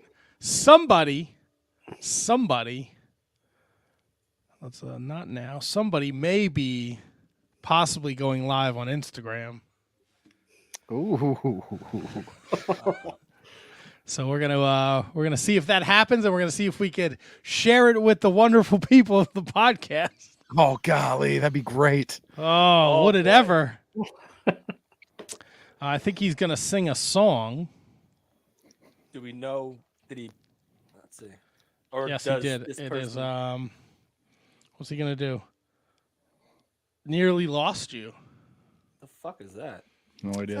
Is that the Screaming Trees? Yeah, I think so. Yeah, it is. Why did he pick that song? I don't know. Maybe it's He the only wants to song you win. can sing. I mean, some of these other songs aren't that great either. Maybe they have a limited list. Well, what are you doing at Hulk Hogan's karaoke, KJG? It's a great question. Maybe a little. Oh, it's gonna sound so lame. Maybe a little Maroon 5. What song? This love has taken its toll on me. What? Said goodbye too many times before. Well, stick it up my ass and call me Charlie. No, not that song. That's a different Maroon 5 Very song. nice. HK, what are you doing at Hogan's Beat Shop Karaoke? I think I'll probably go Days of the New. What? Give me a song. Yeah, what's going on here? Touch, Peel, Stand. Do you guys know how karaoke works? Yeah, So far, over 2. Touch, Peel, Stand, I think is the way I go. Okay. Yeah. Because I think you can bullshit through the majority of it and then just sing the chorus. Oh, Yeah. all right, Like, all right. like you put like your drink up to your mouth, like while like you don't know the words. You're like Wow. halfway there. All right, you can do it pretty easily, and then you just hammer the chorus. Brendo, what about you? Oh, Metallica, Enter Sandman, easily. Brought down Bergen Community College with that before. Like you brought down the whole college? I should have. Wow. What did they like book you to do karaoke? No, I did an open mic and made a fool out of myself. In front of a bunch of people I didn't know. Oh. Alan Day, I thought HK would do Adam Sandler at a medium pace. Oh boy, that would he's right. Yeah. It's one of the two. It might be medium pace. Yeah. Yeah, I would do the Ballad of Chasey Lane by the Bloodhound Gang. Okay. Yeah. Yeah. Now show him them titties. Yeah. Would you fuck me for blow? Or Just a Gigolo by David Lee Roth. Oh, Tony says Nick is there. Did he drive? The jokes. Did he drive? I got it. Is he even allowed to drink? I mean, if he's not driving, sure. No, but there's got to be some sort of like, you're not allowed to drink because of what you're being charged with. Oh, if Tony only had a way to rip half his face off and then take a picture with Nick. Rip half his face off. Yeah, didn't Nick fucking like kill one of his friends? I'm sure his head exploded. Can't drive 130 and fucking hit a tree. Right, but why would he rip half his face off? Well, the accident. He's saying ripped half his face. Right. But if he died, who? No, not Tony. I mean, I know you want Tony to die. Finally, the truth comes. No. Look, I love Tony. This is like an RF video shoot right now. It's okay, except I'm not touching kids. All right. What kind of level are you on right now? What? You didn't know he was on? He got no, I'm talking about everything. This whole aura. What you guys wanted. You wanted it. You wanted the best. You got the best. We wanted you to dress up. I'm like you to turn into somebody else. It's almost like when Norman Smiley stole the Demon Kiss's outfit. I stole HBK's outfit. Now I am HBK till he comes in here and tries to take this off me. That ain't happening anytime soon. Hickam bottom, so suck it. Suck it. 4 more weeks of this. Send that super sock over here. I'll hit him with the fucking 1-2. the rockin' sock. Is he dead? Lothario? Yeah, he gone. He's gotta be. Yeah, he gone. R.I.P. Rockin' sock. Not Joe Leather. See, I can't talk with these fucking things on. Joe Leather. What is Joe Leather up to? He's been dead since 2018. Let's see. Joe Leather. I don't even know if that's a thing. Joe Leather wrestler. That's let's see, Joe Leather. Nope, the only pictures I get are of Samoan Joe and Roman Reigns. Samoan Joe. Samoan submission machine, Samoa Joe. Check Joe Leather's LinkedIn. See what he's up to. I don't know if Joe Leather has. Oh, Joe Leather's he's a men's tennis player. Oh. And Jumpin' Joe Savaldi at one time. I don't know why he came up. I guess because he played football back in the fucking 40s and they used leather helmets. I don't know. Joe Leather. Anyway. All right, so Kate from Fightful was just on at Miss Kate Fabe. Give her a follow. She's doing great things. WrestleMania 40. Are you guys pumped for WrestleMania 40? Hell yeah. Yeah, man. But the question is, Matt, are you pumped for WrestleMania 40? I'm actually looking pretty forward to WrestleMania 40. They're doing a lot of interesting things. I've kind of been keeping track of what's going on in the WWE universe. So there's a lot that I'm interested in. I'm not as sour on the Gunther Sami Zayn story that they're trying to tell. Right. I think there's a lot of people that have like, well, they're doing this, but what if they did this? Like, that's like their mindset in terms of like, instead of just being focused on what they are doing. Like, I'd rather this happen than what they are doing. Just focus on what they are doing, and I promise you'll get behind it. Because there's not one story on this show. And let's not pretend that there's not like some sort of history between Dominic and his freaking father. Like, you know what I mean? So like having him and Santos, I'd rather have seen Carlito in that spot, to be honest with you. But bringing up Dragon Lee makes sense. And I'm sure Carlito understands that Dragon Lee is the guy that they're trying to get over as the next Mysterio. So I have no issue with that. And people like use this term, and I mentioned this briefly with Kate, Matt, is that like, or double T, HB double T, is that filler and actual undercard matches have kind of got intertwined into this negative connotation. We're like having matches that aren't necessarily as over as others is a bad thing. Whereas you are telling this story, and I brought up the Pride and I brought up the Final Testament, Karrion Kross. Karrion Kross to me has not gotten over since he's been back. But to me, they're sticking to it. Santos Escobar has not gotten over since he got called up for the main roster. But they are sticking to him in the hopes, and they're attaching them to people that have established themselves as getting over, i.e. Bobby Lashley, i.e. Street Profits, i.e. Rey Mysterio, i.e. Carlito. And so, like, to me, like, there's a difference between filler and undercard. Double T, HK, Brundo, I don't know if that makes sense to you. You like, and then there's this other thing where, like, oh, Shinsuke Nakamura deserves a spot in the card. Ricochet deserves a spot in the card. Do you really want 5-hour back-to-back shows? Like, do you want that? To me, you know what seems like you're saying, like, filler. You know what screams at the most? Go back to WrestleMania 10 and that match that got bumped, that 10-man tag. That's filler. Yeah, that's filler. Like, if they just threw a whole bunch of guys on the card and a 10-man tag, that would be filler. Yeah. Like, a lot of these they have stories behind them, at least. Yeah, so whether or not they're necessarily getting over as much as you wanted to, or as much as you expected the crowd to get behind them, there's meat there, and it works. And if you give me, like, if you give me Dominic and Santos versus Dragon Lee and Rey Mysterio, first of all, I know I'm getting a great match. Second of all, there is story there. And third of all, like, it's going to be what? Like, match number 2 or 3 on night 1? Like, come on. Like, it's... Like, people and you say that like it's going to be match number 2 or 3 on night 1, and it could still be one of, if not the best match on the card. You know what I mean? Like, it still has that potential to it. Now, probably not from like the emotion connection standpoint, right, but strictly from like an in-ring aspect, it could be the best match of the card. And let's go on and say this: the WrestleMania crowd tends to be international, tends to be like that's when you get, like, everyone says AEW has the smart fans. I think WWE has them too now, and that is the smartest of the smart crowd weekend. So they'll appreciate everything they give you in that ring. They'll appreciate every single match on the show because they're so excited to be there. HB double T. Yeah, I think we've gotten the filler versus matches gimmick, right?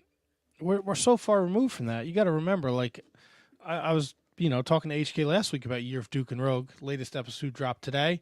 You want to check it out, especially if you enjoy 1988-89 WWF. But, I said, hey, I said, maybe you give a little more context, right? Because everything was syndicated shows. But now it's, and you've said this before, KJG, about AEW. It's weekly TV, so they have to keep telling stories. Not every match is going to be Roman Reigns against Cody. Not every match is going to be Seth against Drew, right? But every match has a story. Right. Every match has its place. It's spread over 2 nights. There's no fucking Danny Davis versus Sam Houston match for fucking shits and giggles, right? No Jake the Snake versus George Wells. Right. Sadly, there's going to be a match that has to bite the bullet before the main event of nights 1 and 2. But everything has a place. They just announced that the Philadelphia street fight between Lashley and the Street Profits against Karrion Kross and AOP. Like, everything is it just has them or the woman involved too. Elektra and Selena Vega. They're fighting on SmackDown. Yeah, I think they're having a match on SmackDown. Okay. Yeah. Yeah, it's going to be the Final Testaments, Karrion Kross against Lashley and the Street Profits in a Philadelphia street fight at WrestleMania 40. Dude, I'm telling you, HK, I don't think I've looked forward to a WrestleMania this much since last year's WrestleMania. Yeah. And I was thinking about this, and I wanted to pose this to you guys because WWE has been hitting in-ring and storytelling, and they've been hitting for a while now. And we've kind of gotten to the point where we're okay with being patient in the story. Right. You know what I mean? Like, we're not so knee-jerk in our reactions because they are telling great stories, and they are telling them played out. And that's where all of us always say, like, let it breathe. Let's see what we get to next.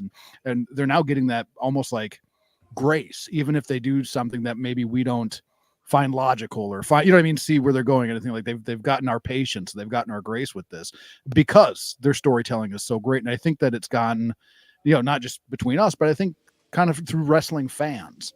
And on the flip side of that, and I'm not trying to play any tribalism or anything like that. Like, AEW doesn't get that grace. How do they get to that point where people are more patient with their stories? Because right now it seems like WWE is paying off, right? Over and over and over again. And on the opposite, like, you flip it over and you're not seeing the same storytelling, and you're not seeing that same grace from fans. This seems like such a basic comment when we compare WWE and AEW, but I feel like it bears repeating. People are watching WWE for story and get great matches. People are watching AEW for great matches and are lucky if they get good story. So it's completely different. And listen, Collision was fantastic on Saturday night. I watched it. It was a really good show. And partly, a lot of it was because of the matches, but it was a fun show. And I don't want to get to AEW because we're talking Mania, but Brundo, I feel like WWE is literally hitting on all cylinders, like HK said, and I don't see a way, barring, knock on wood, any injuries, that this WrestleMania could be anything more than a massive, massive, massive success. Yeah, this WrestleMania is going to be amazing. Like, I haven't been excited for WrestleMania in years, probably just as long as Matt. Like, I've been sour on WWE for so many years. I watched Raw last week. It was the first Raw I've probably watched in like 4 years. Oh, like I keep up with like notes, and I've always kept up with the product, but what? I couldn't find myself sitting through 3 hours of that. So here's what I'm going to say to you. And KJG, you might be the same. I'm not sure.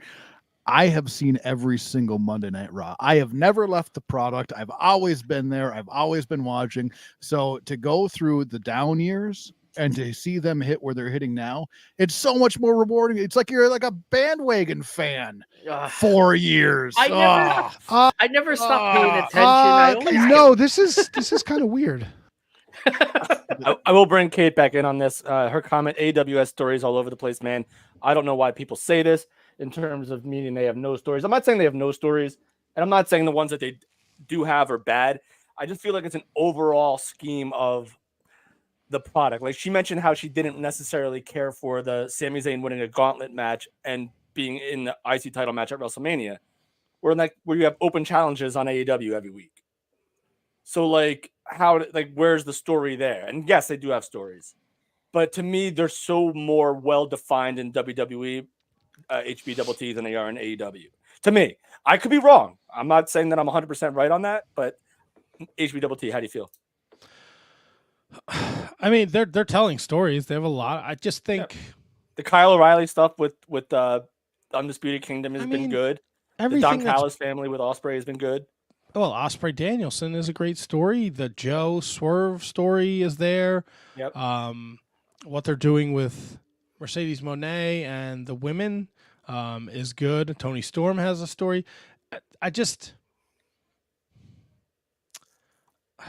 It's a good product, but I think that there's still things they need to tighten up. Like, yes, that's a great way to put it, to be honest. I think, so you said you watched Collision. I know we're kind of all over the place here, but this is what we do. Like, Ricky Starks and Big Bill, we're supposed to win against Top Flight, but Ricky Starks gets hurt again. Now, is that user error? Is that the style that they're working? Are they not polished enough? It seems like there's a hell of a lot more injuries in AEW than there are in WWE that affect the storytelling of the the Adam Cole thing. Like, I think that the turn was ruined when he broke his ankle at Grand Slam when he just jumped off the stage doing a run-in. So there's a ton of, they're telling stories over there. They might not be to your liking, or they might you might be unfairly putting them on par with WrestleMania season. Right. But they're telling stories. You also may not like the product. It might not just be for you. So like I watch it every week. I watch Dynamite. I don't watch Rampage. I'll occasionally tune into Rampage, but I watch AEW Dynamite and Collision every week without fail. And yeah, you're right. There are stories there, but it's just a weird. And there's always going to be a 1 and 2. No one's going to be able to tell stories the same way from one company to another. Like, so I guess my bias now, where I was a huge AEW guy. Heck, now I'm corporate AEW. You know that, guys. But it's just like the WWE is. I guess it's just been so good that it makes people minimize the stories that AEW might be telling, and I'm probably guilty of that as well. Is there any stories in AEW that you guys are emotionally invested in? I really liked what they did, and this is just the beginning of it, so we don't even know where it's going. But I really liked what they did with Aleister Black coming in and confronting Edge. I'm really excited about Adam Copeland and Aleister Black having a series of matches. And again, there's no story, but again, there's no story yet. So they have to create it to get me there. Mm-hmm. But I'm really excited about that. I have a feeling we're going to end up with FTR Young Bucks at Dynasty again.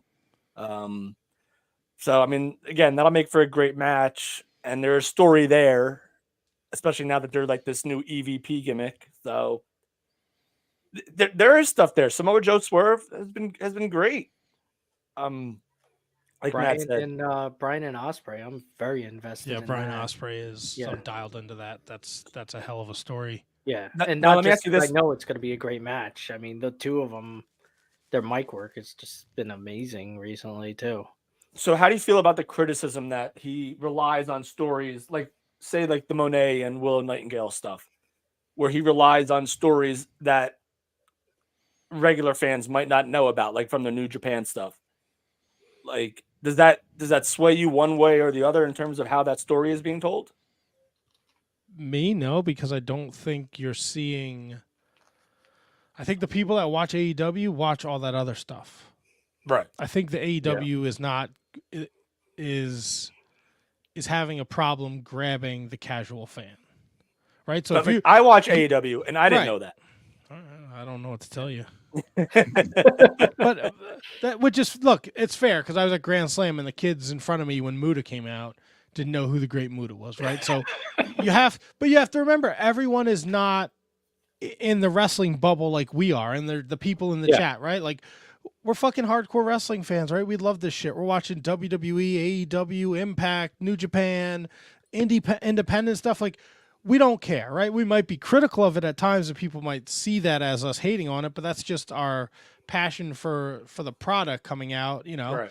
You can't just, it can't be all roses and butterflies. Sometimes there's going to be a shit sandwich or everyone jerks off in Henry Godwin's slot bucket and we dump it on Sunny. Lots of laughs there. I was there. It was a great time. Great storytelling. Yeah, the best. She was a good lay, but she was a little cocky, so we had to slop her. What are you gonna do? Suck it. I mean, Jeff Jarrett says it the best. Creative is subjective, man. So, but I mean, look, I don't know if there's one wrestling promotion that does everything 100% well, right? Like, you could complain about anything, really. Yeah, you really could. That's such a great point. I don't think you realize how salient that point was. It's a shame because to WWE's credit, right? HKU said it before. Like we've kind of started back with the being patient, let the story play out, right? Where it's 2 years ago when old Vinnie Mac is in charge and he's changing everything. Halfway through a fucking Raw and nothing's making sense, and we're all going, "Oh, what the fuck?" Yeah. Right? And then in this day and age, you see the minute you see something, type. Like everyone's a fucking booker. Matt, you're a big baseball guy, right, Matt? Big baseball guy. HBTT, are you a big baseball guy? Oh, I carry a big stick, you know it. That's right. So obviously, I'm not trying to rub salt in the wounds, but the Yankees had a great weekend, right? Oh, yeah. And instead of having everyone complimenting the great weekend, a lot of Yankee fans are complaining about how Aaron Judge didn't have a good weekend. Like, come on. Like, you swept your arch rival, the Houston Astros, yet you're going to nitpick on how Aaron Judge didn't look great. That's how, like, I feel like, God, this is going to sound insulting because I'm one of them. That's how wrestling fans are, Matt. Like, you know what I mean? Like, instead of looking at the positive, they just pick out the negative and run with that as their narrative. It's also easy to point out the negative. Yes. Yeah. That's why the news is a thing. Right? It's super easy to do that. You know, there's positives on AEW, but there's no fun in going like, they did a good job. Yep. Dude, that's why, like, I'll relate it to comedy. And, like, when I was doing, like, kind of these, like... Magomedy? Thanks, Brundo. All right, Brundo has exited the chat. Comedy Magomedy. I saw you reaching for it, though. Fucker. Like, it's so hard. It's so much harder to make positive jokes than it is to make... It's so much easier to make negative jokes about stuff. It's very hard to, like, make something positive in a good light and still make it be funny, because derivative stuff is the low-hanging fruit. And that's what this whole world, not just wrestling fans, sports fans, everyone, society, is what they're doing. So it just like shit rolls downhill. Absolutely. And you know what? I'd like to turn the tides because it is WrestleMania week, the best week of the year for wrestling fans. And you know what that means, guys? Back after this? No. God damn it. I ask a question. Do you guys know what that means? It means picks are back. Oh, my God. He's not wrong. I was wrong. Do you guys know what that means? HK? I don't. Can someone just say fucking what? What? Oh, what does that fucking mean? what? Fucking what? It's a celebration. Went a long way to get that drop in there. Jesus Christ, guys. You did work for it. I don't know if the payoff was there. No, I think it was there because I love stealing other people's material and now them being our drops. But you know what? I think KGG, I think you're right. We're still going to talk some AEW. It's Mania week. TNA had a great week. New Japan's doing really weird wrestling matches. Dark Side of the Ring.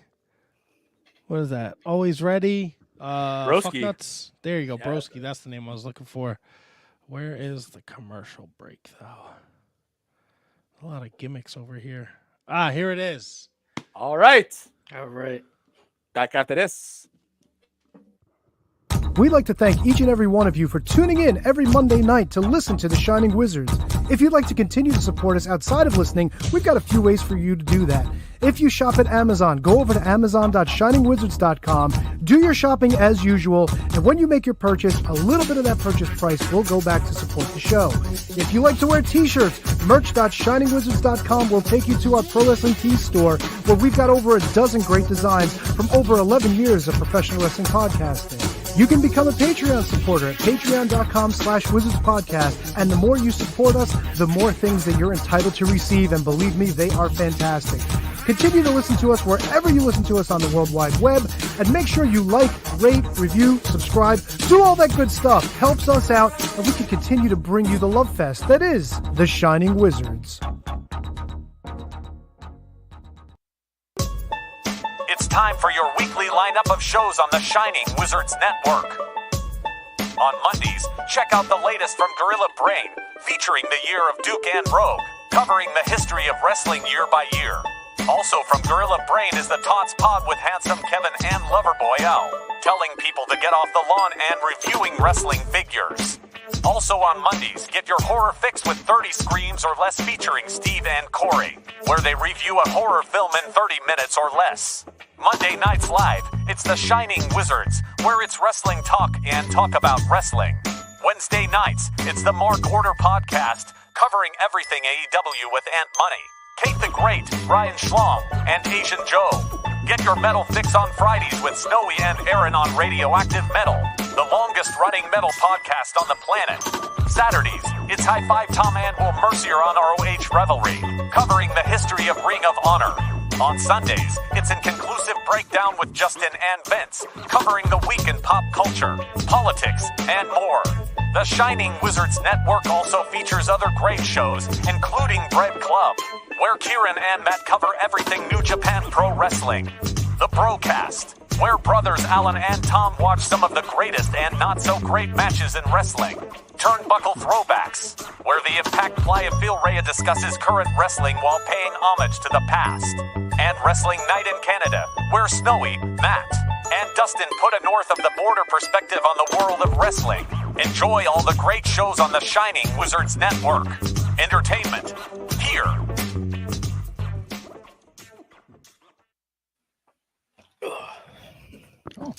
I lost an earring downstairs. I was just fixing it back up there. You know what? Bad idea to leave the room up here and not take off the gimmicks because I almost fell down the stairs. I did fall down the stairs this week. No. Wow. Walk much? Yeah. You okay? No, I mean, yeah, I'm fine now, but it sucked, man. I jacked my ankle up. I jacked my wrist up.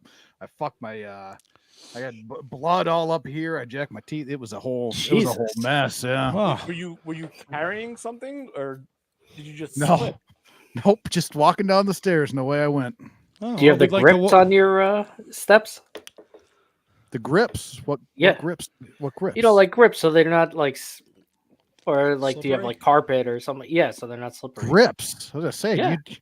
you live in a 75-year-old's home, Brendan? I don't know what these fucking grips are. I mean, clearly he's not falling down the stairs, JR. That's a good point. No, my wife fell down the stairs and the grips were on the steps like 2 days later. Huh. Oh, Nobody has since. don't push her. Hey, she wasn't pregnant. So I guess all four of us have fallen downstairs. I guess is that Brendan? Have you fallen downstairs? Oh yeah, probably. Look at that. Not this week, but yeah. Oh, good for you. Fuck you. Jesus, man.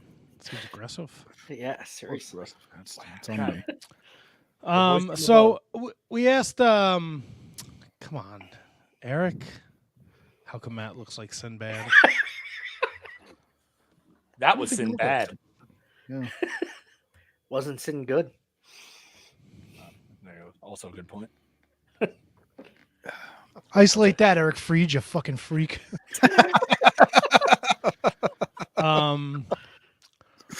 So I think Kate gave the match she was looking forward to most at WrestleMania 40. What about you guys? What are you most excited for with WrestleMania 40 nights 1 and 2? Finish the story. How do you think? Do it for the love of God, please finish the story. All right, I want to get everybody else's answers as to what they're looking forward to. But how do you think night 1 goes, and how does it play into night 2? Do Cody and Seth lose to the bloodline of Rock and Roman and set up a bloodline rules match where you can get away with all the gaga, where you bring back everybody who's ever been wronged by the bloodline to kind of even the odds and let Cody and Roman duke it out in the middle? You get a John Cena return. That's the last thing I want. I'm leaning more towards that way, but I don't think it's going. I don't feel like it's going to be over the top. I think it's going to be more them fending off the bloodline if anybody does come back. I don't think it's. I hope at least it doesn't play into the finish, because if they do have something like that, it'll be a nice cheap. You know, these guys were wronged, fighting the bloodline off, so Cody and Roman can do their thing right in the in the center of the ring. I think in that. Yes, yeah, very, very simple. The bloodlines here. Oh shit, these guys are here. Fight them off. Get the story focused back on what's going on in the ring, and that's why I think that I'm okay with Rock and Roman winning night 1. The other thing that I still have in the back of my mind is Rock turning on Roman in that match to have it be a barred from ringside situation. Rondo. I mean, I like what you say. I'd like I'd like it to be Cody and Roman towards it. Everybody fights everybody else off, and at the end, Cody pins Roman, and then the next week you can have Roman come out and say everybody else failed me. I didn't lose. I lost because of all of you guys. I think that would at least be a good saving face story for that. So what I don't want is I don't want Sting Triple H. Right. No, of course I not. don't want that. That match is still going on. Yeah, I don't want DX and NWO fighting each other, which made no sense. When was the last time you watched that match? I was thinking about when it happened. Like I was thinking about watching it again. From like a nostalgia standpoint, it's fun. But it bothered me to no end. Yeah, I get that. As being such an NWO guy and like having NWO come out to save Sting made no. I said it then. I'll say it now. Made no sense. Zero sense. Sting was in the NWO. Not the black and white. Oh yeah, he got the. Not with Hogan. Yeah. Not Hogan. Yeah. So, but going back to this, I don't want it to be. I need Cody to win, and if that means that Rock and Roman beat them night one, and then both. See, now what does that do to Seth, though? If they beat Seth and Drew, and then Drew beats Seth the next night, if that's on the table. Like, do they both have to lose and then both have to win? Or can they are they that confident in their storytelling that Seth can lose, Cody can win, and then Seth will lose 2 matches, and then Cody loses 1? I mean, look, if either guy, sorry to cut you off, HK, if either guy gets pinned, you're getting pinned by The Rock or Roman Reigns. You're not getting pinned by fucking Ricochet or someone fucking from AOP. You know? Fucking wait and Ricochet. There's so many other options. Matt, Yoohoo Nation is actually going to come out and beat Seth Rollins. Did anyone notice during Raw there was a backstage segment where they were doing I forget who the fuck it was, but in the background behind them, Paul Heyman was talking to Drew McIntyre. Yeah, they love doing that shit now. Yeah, it's awesome. Yeah. So I don't know what that means. I don't know what it means either. That's right. That's why it's so fucking good, baby. That's why it's so good. But they do that all the time now, and it's not overdone at all. But it's just like grasp your attention because they don't think you notice it, but you notice it. But they want you to notice it, but they don't think that you know that they know that they know that you know that you know that they know. So ever since that Bray Wyatt, like his story as he was coming back, ever since they did that, there were so many little fucking things in the like the little bunny, like in the background, like there was always something else back there, which is so good. Like it's so smart by them because it holds your attention that much more while you're watching because there's not just what you're seeing, but there's things behind what you're seeing and around what you're seeing to key into. It's genius. I watched that Bray Wyatt documentary too. Oof-ah. Oh, did you? I was gonna watch it before the show, but I didn't realize it was 2 hours long. Yeah, I got like 10 minutes left, but it's all the sad stuff, so I'm okay with not seeing that. Haven't watched that yet. Looking forward to watching it. Haven't seen it yet. It's really good. I'm gonna watch it tonight. So wait, you're saying KGG Bloodline? Your Cody Roman is the one you're looking forward to all weekend. It's the one that they've made me care about more than anything. And also, I want to go back to that double swerve. Rock turning on Roman. Can you do that after what he did to Cody on Raw? Can you live in a world where he turns on Roman and is still like a good guy after what he did to Cody? You makes it tough. You can live in a world where he inadvertently hits Roman and costs him the match, and Roman sees it as him turning. Yeah, smart. So I was totally on board with this like double agent thing where Rock ends up siding with Cody, but like you can't go back from what he did on Raw, bro. Like you can't come back from that. Unless you just F Roman for the sake of effing Roman, and I'm like the guy, and then like maybe like down the road you say like Cody, I hope you understand, I had to do what I had to do, like some weird shit like that. Like how do you Rock can't be a babyface again anytime soon. Like I mean he can, obviously he's a Rock, but yeah. I like how you made the Rock Antonio Banderas. Who's Antonio Banderas? Yeah, exactly. HK, what are you looking idea. forward to this week? You don't know who? Yes, you do. Everybody knows it. It doesn't matter. I think emotionally, Cody and Roman is where I'm at. Like that story has been since he's come back, right? Since Cody has come back, that has been the story that's gripped me the most all the way to where we are now. And I think that's why I'm looking the most forward to Cody. I also Gunther, man, just from like a match standpoint, I want to see what he does. Those are the two that predominantly are gripping me right now. Yeah, Rondo. Yeah, Cody and Roman. I want to see the story paid off. It's been so long. I got to see it. I'm pretty interested in Uso versus Uso to see how that turns out too.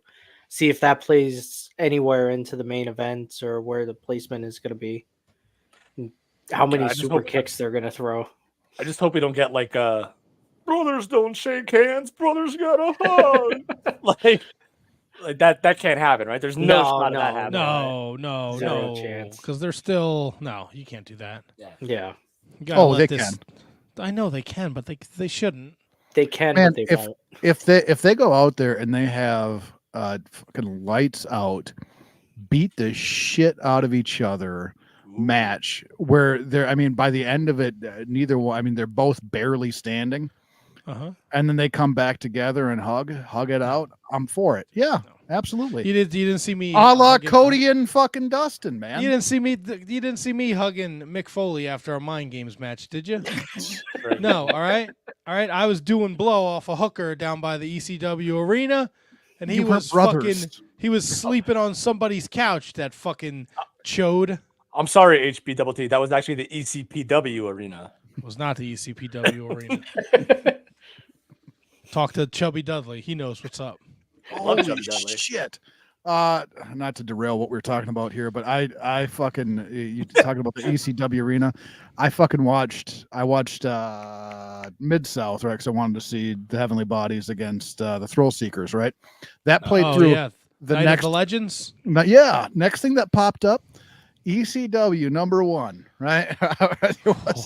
What a shit show it was. And it was fucking, I laughed my balls off because they gave me a 3-minute, like, it wasn't even a vignette. It was like a promo package of the Sandman as Surfer Sandman. Fucking bumping around in a wetsuit looking like a jagoff. It was hilarious. Yeah, ECW. I think the voice of New Japan, Walker Stewart, is gonna. He said on Twitter he's going to watch ECW from start to finish. It's an adventure. It's good luck. It's a that's. Oh, there is some a lot of horse shit. Like you got to get to like mid 95 before it even remotely starts to. Yeah. How much would you say of ECW is actually on the network? Is it all there? It can't all be. I think they have all the TV shows on there. From like ECW 1 to Cardona's reign? That's not ECW. No, I think it honestly, I think it comes up as a different thing too. Hold on, let's go to the old app here. Let's see, ECW Hardcore TV. Hardcore TV starts season 1, 1993. He goes from looking like Shawn Michaels to like an old grandma, like playing.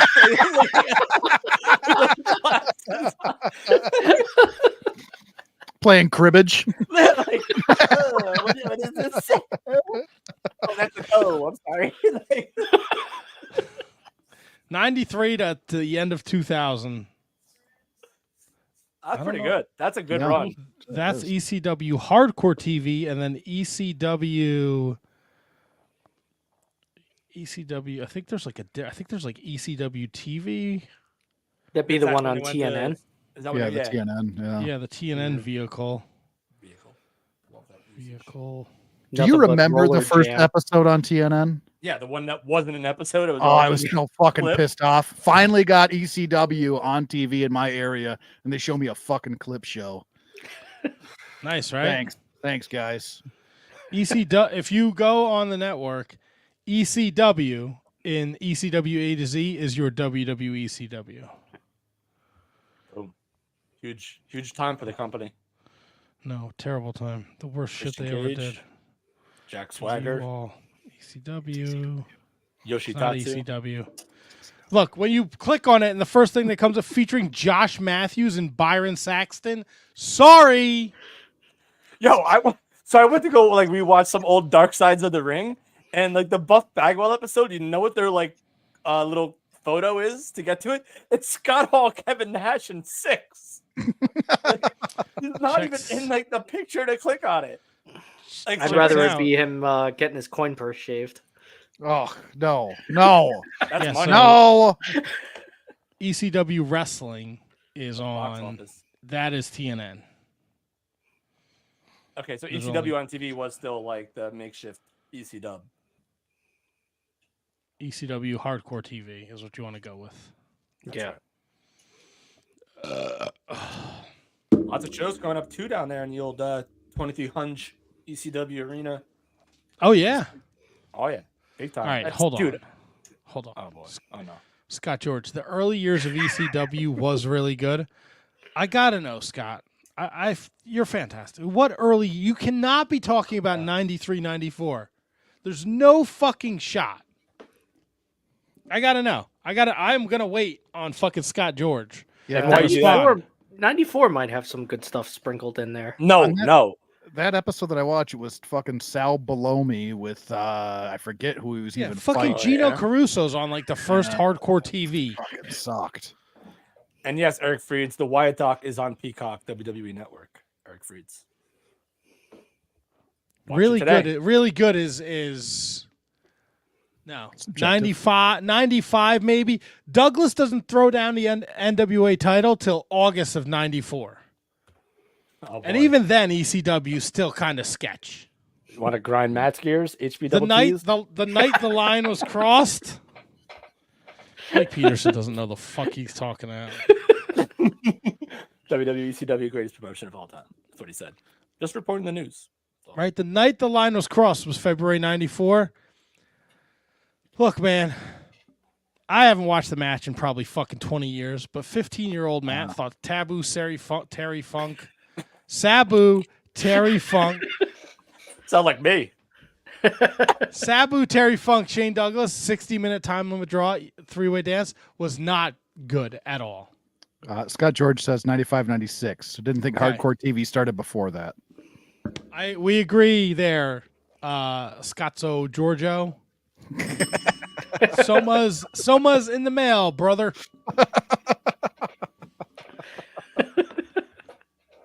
Don't you worry, dude. I don't think I have like a Shawn Michaels impersonation. Let's see. Someone kinda give me a good Shawn Michaels line. Like a good one. I think he took them all. someone pull up I think I can do a Shawn Michaels because I have like a very gravelly voice now. I could do like late 90s Shawn Michaels. And that's Stone Cold Steve Austin. Vince. Yeah. they're all the same. It's just a matter of the dynamics of how you work it. Anything, man. Like, No, not there. No, not there yet. I don't Not work there on it yet. for next week. Yeah, And then I'll dub it and then I'll send it to Matt so you can voice over. You gotta do like the "You are a zero, my hero." You know those lines. You gotta go from like the Brett. You gotta go the Brett. So I would probably only be able to do late Shawn Michaels, like anywhere from like 97 to, because he has that raspy voice where he gets it like later on. He actually had his entire career, to be honest with you. Even the Rockers, when he a problem with the Rockers, not anymore. Like on the barbershop. God, oh, we're all over the map, eh? Yeah. We are all over the map. We're having a great time here at the Wizards Podcast. Be sure you are rating, reviewing, subscribing, following at Wizards Podcast on all forms of social media. What do you guys want to talk about next? Oh, I got something I want to talk about. Let's go. You're gonna hate it. Am I'm I? gonna do it. How about dear good close personal friend of the show, Matt Cardona, appearing on Impact and AEW wrestling Adam Copeland in his Cope Open Challenge. How about that? Ah. All right. So moving on, how about You're a disappointment. Did you guys happen to see that match, by the way? I did not. I would say I did not. Even as a mark for Broski, even as a mark, I would say go out of your way to watch that match. His reaction alone that he got. Brundo, did you see it or no? No, I didn't get a chance to watch it. Okay, so go out of your way and watch it. Just because his reaction alone that he got, the pops that he got, it was awesome. It was a fun little storytelling device that AEW actually did well again for the Cope Open, the first one back since he won the TNT Championship. It was a lot of fun and it was really cool. The match was great and great overstatement, but just selling it like it was really, really good. And it was entertaining. The crowd was super into it. That crowd in Ontario was awesome. So Shut up, Capkick. Shut up, Capkick. What? Shut up, Capkick. Shut up, Capkick. Say cuck? I just wanted to say, I don't care what Randy has to say. I am not scared. I'm not even fake. The fuck is that? Dude, you Best turned friend. this punishment into a nightmare. I mean, I'm I just a did. little Badarach. You know, Badarach. I am the only one who can beat you at WrestleMania.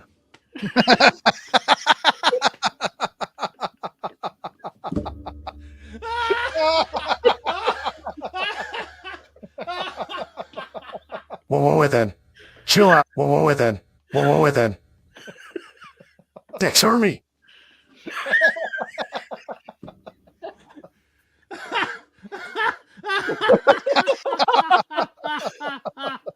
Welcome everybody to Monday Night Raw.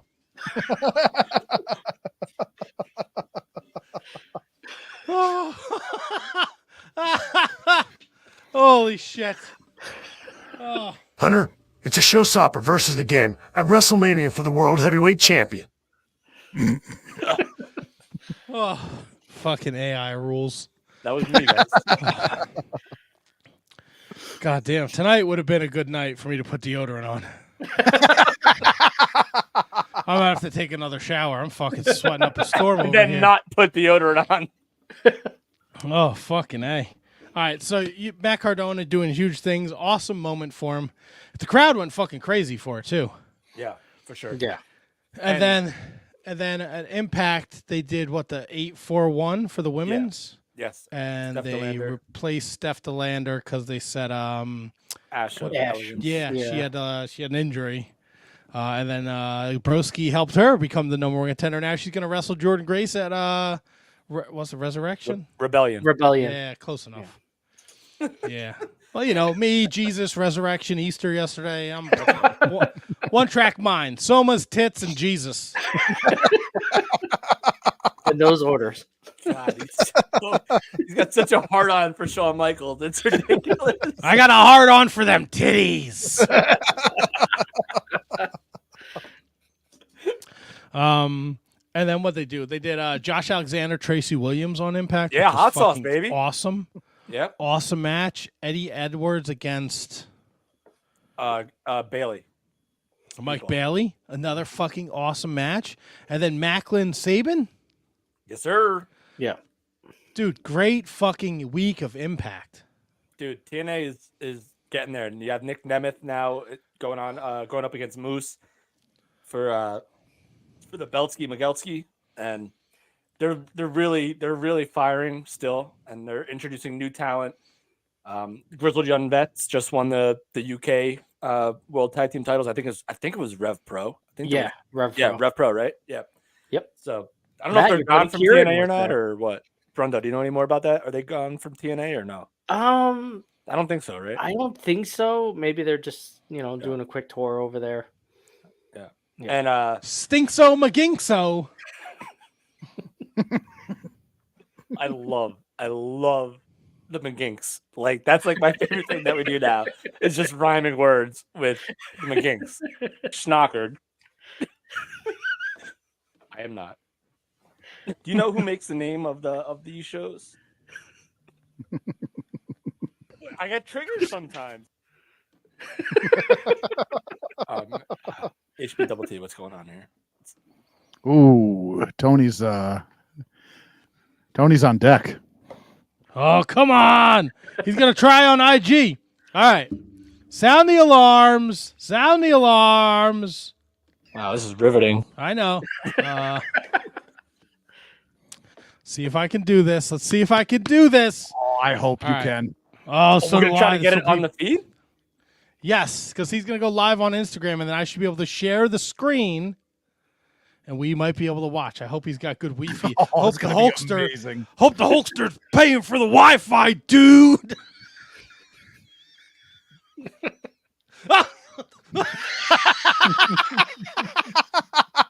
I thought there was another person in the room with you. Matt thought he was looking in a mirror. I'm a little disappointed I wasn't mailed a wig. I'm not going to lie. Well, we figured you could just cut yourself a little bald patch. Yeah, I feel like you would have a wig already. I don't. Somewhere in your house. I don't think I do. I feel like you're a wig think I guy. do. Yeah. Yeah, not because you need it, but because like it would just be something that The serial killer has. yeah, like fucking closet full of wigs. Matt, you've had enough like crazy Halloween costumes that it wouldn't be outlandish that there would be a wig somewhere in your house. I got a have any wig. Wigs. I got a But wig. You do. It's called Molly. I guess I'm not following that one. Shout out to the 500 people watching us live. Holy hell. Yahtzee Magazzi. Double T's are real ladies, man. No, HB, you know what? Forget 4 weeks. That's it. He's HB Double T all Eternity. year. That's it. You can't handle this. I'll get us banned. Oh my god, I'll sexually harass anything that has a pair of tits. Let's I'll go. sexually harass anything. Let's Honestly, go. honest about it, I guess. That You can't- lampstade's looking real fine. You can't cancel a fictional character, IWC. Suck it. Imagine HB Double T in that lamp from A Christmas Story. That lamp my shows God. the leg. I'll fist the shit out of it. I'd look like fucking Ian Rotten at an ECW show. I had broken glass all over my hand. Sister Fister. I see you humping the lamp like a dog. Oh yeah. Oh boy. Yeah. Yep. Yep. Did it. Is this happening? Is it happening? What? Are you able? I haven't got a notification yet. Okay. Did I do that right? Notification. And once you get that notification, we will have a celebration. I love it. I love it. Once I see the notification, I don't want to wait for the Donkalicious. Right. All right, so this is what we got to pick this week. Speaking of picks, Oh yeah. all right, this is where we are with the standings. Brundon and KJG are tied 22-4. They're both in first place. Tony's 21-5.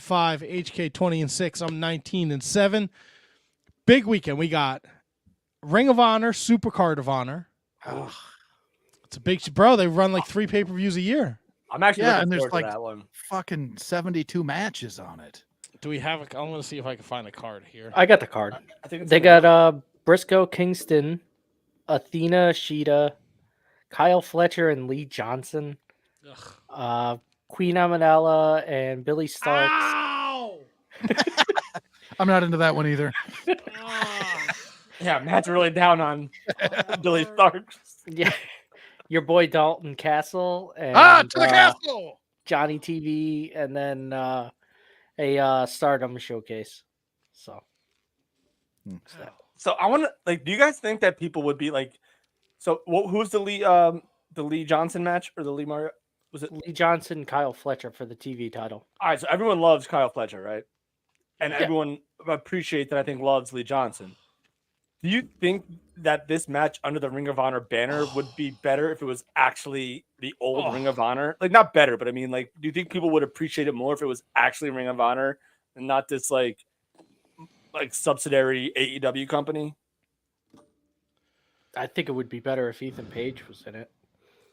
That has nothing to do with anything. I think I think I kind of understand what you're asking, KJG, and to a certain extent, yes, because I think ROH had a very loyal fan base, and I don't know how many of those fans carried over into now like AEW ROH. That part of it I'm not sure of, but I think to an extent, I think people would be a little bit more excited for it if it was just based in I don't know what you would call like Baltimore, ROH original. Like Baltimore, like the USBC or UMBC arena, or Philadelphia or New York.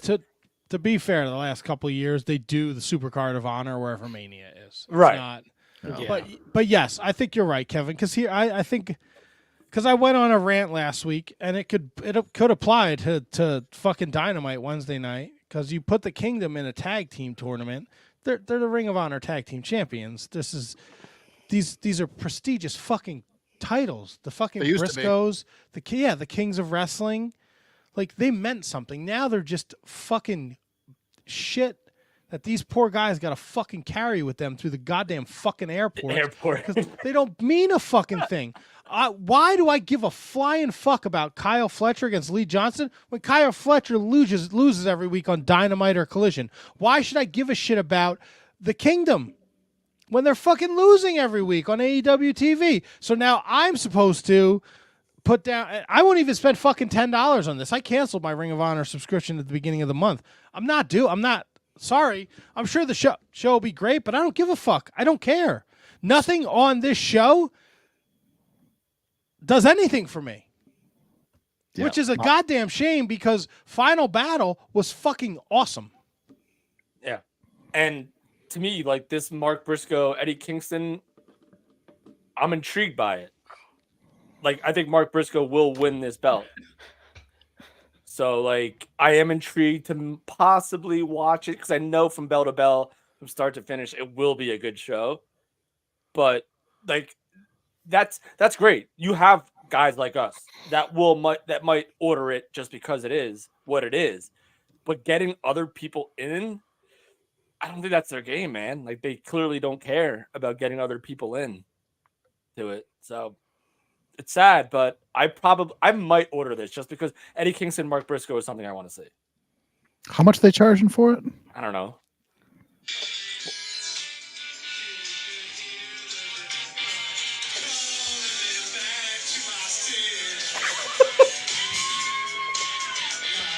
Where's the video?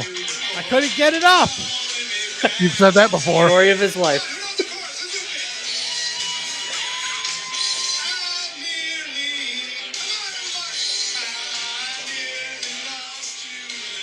Oh my god. Why won't it load?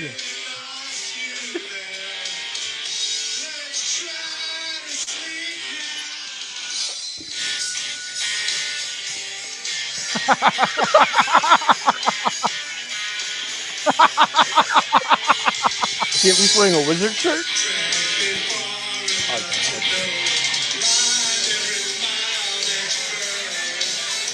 He's wearing shorts.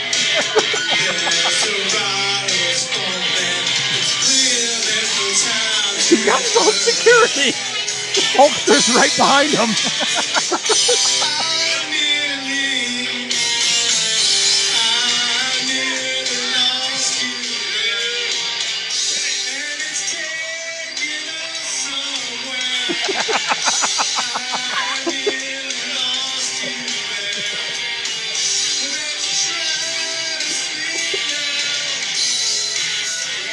This is showmanship into it, Tony. Come on. He's looking at Hogan for approval. He's scared shitless of the security guard.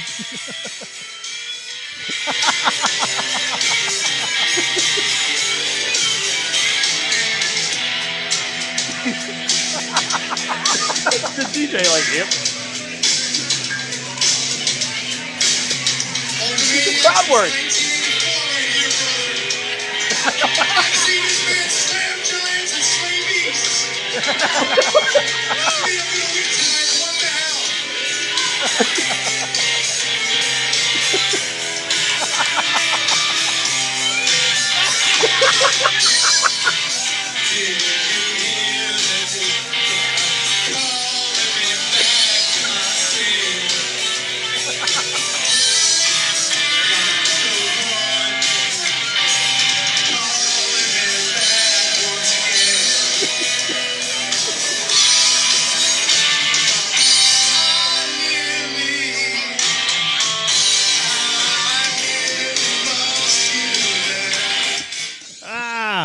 What a fucking hump.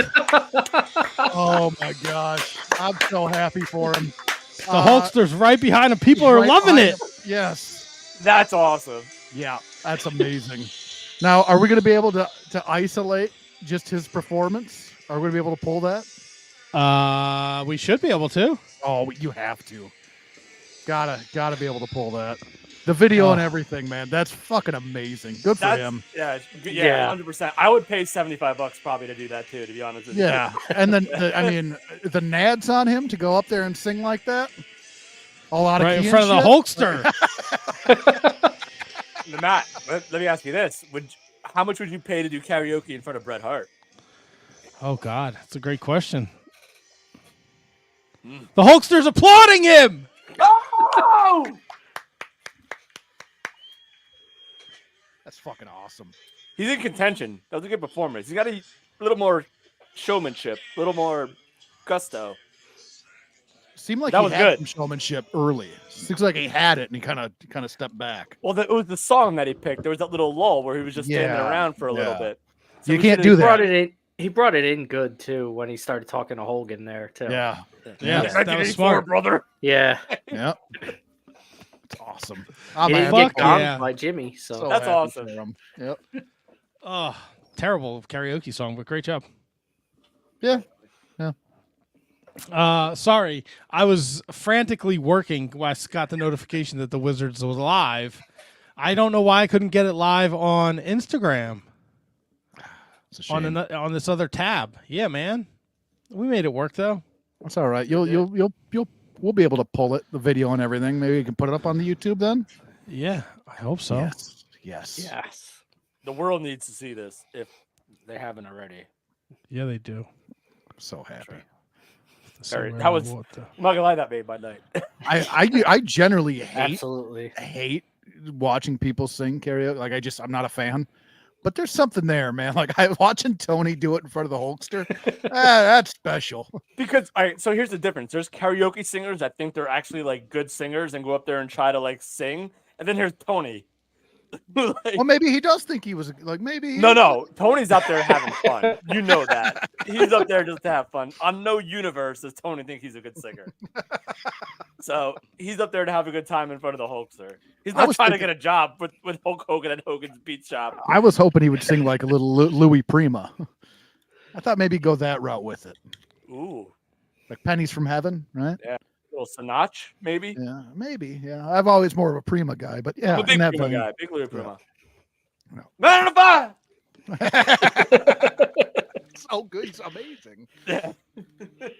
Maybe Angelina, right? Maybe go that route with it. Angelina. Yeah. All right. I like it. Whew. All right. So where were we? Sorry. I don't know, man. So Ring of Supercard of Honor. Right. It's included in Honor Club, so you don't have to order the pay-per-view, Kevin. You just sign up for Honor Club. They steal your $10. Remember to cancel. I remember. I wonder if I still have it. Oh Oh my God. Right. So Supercard of Honor is Friday night. Right. Oh, I never flipped my calendar. Oh. 2024. Hold the phones, guys. Uh-oh. Shout out to my Bread Club partner who got married Saturday. Congratulations, Kieran. Siron. All right. I had that on my calendar. Nice, man. Congratulations, buddy. But the 5th is Friday, so that's Supercard of Honor. And then NXT Stand and Deliver is what, Saturday afternoon? Yeah. We got to pick that because that's a PLE, right? Old Milwaukee chimed in. He said that he doesn't think Supercard is free on Honor Club. Well, KTG said it's included in Honor Club. But Mott Spock said about 7 minutes later, he doesn't think that Supercard is. Oh. Does Mott Spock work for Fightful? He does have a Ring of Honor podcast. Yeah. On the Shining Wizards Network. Damn I'd right. Defer to old Milwaukee on this one. You know what? Since my new boss, Sean Ross Sapp's going to reach out to the HB Double T later, I'm going to side with them hitters from Fightful, baby. Oh, never mind. Thanks, Milwaukee. He says he checked, he looked, he retracts. I don't retract homework, nothing. that's good. If anything, I'm going to reach out and touch somebody.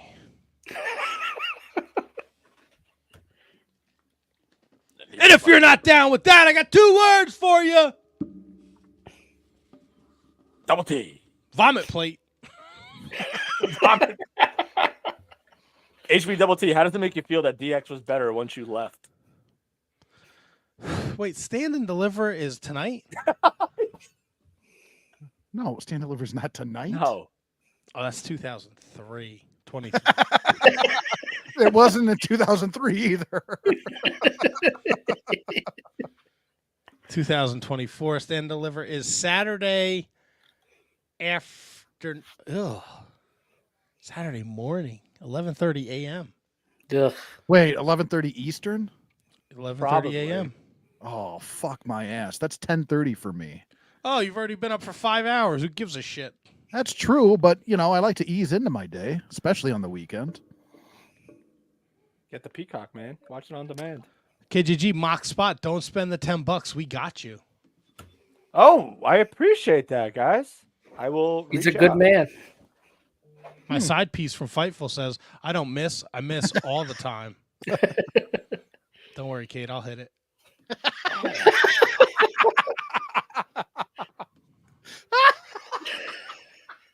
I will say this. This might be some of the best radio we've ever done. Also, Kate? No, I've never come on my cats. I know where my cum goes. All right. I retract that statement. You're good about it. You're good. Also, you know what HB Double T does? I just fuck the sides up. Don't worry about it. I got you, homie.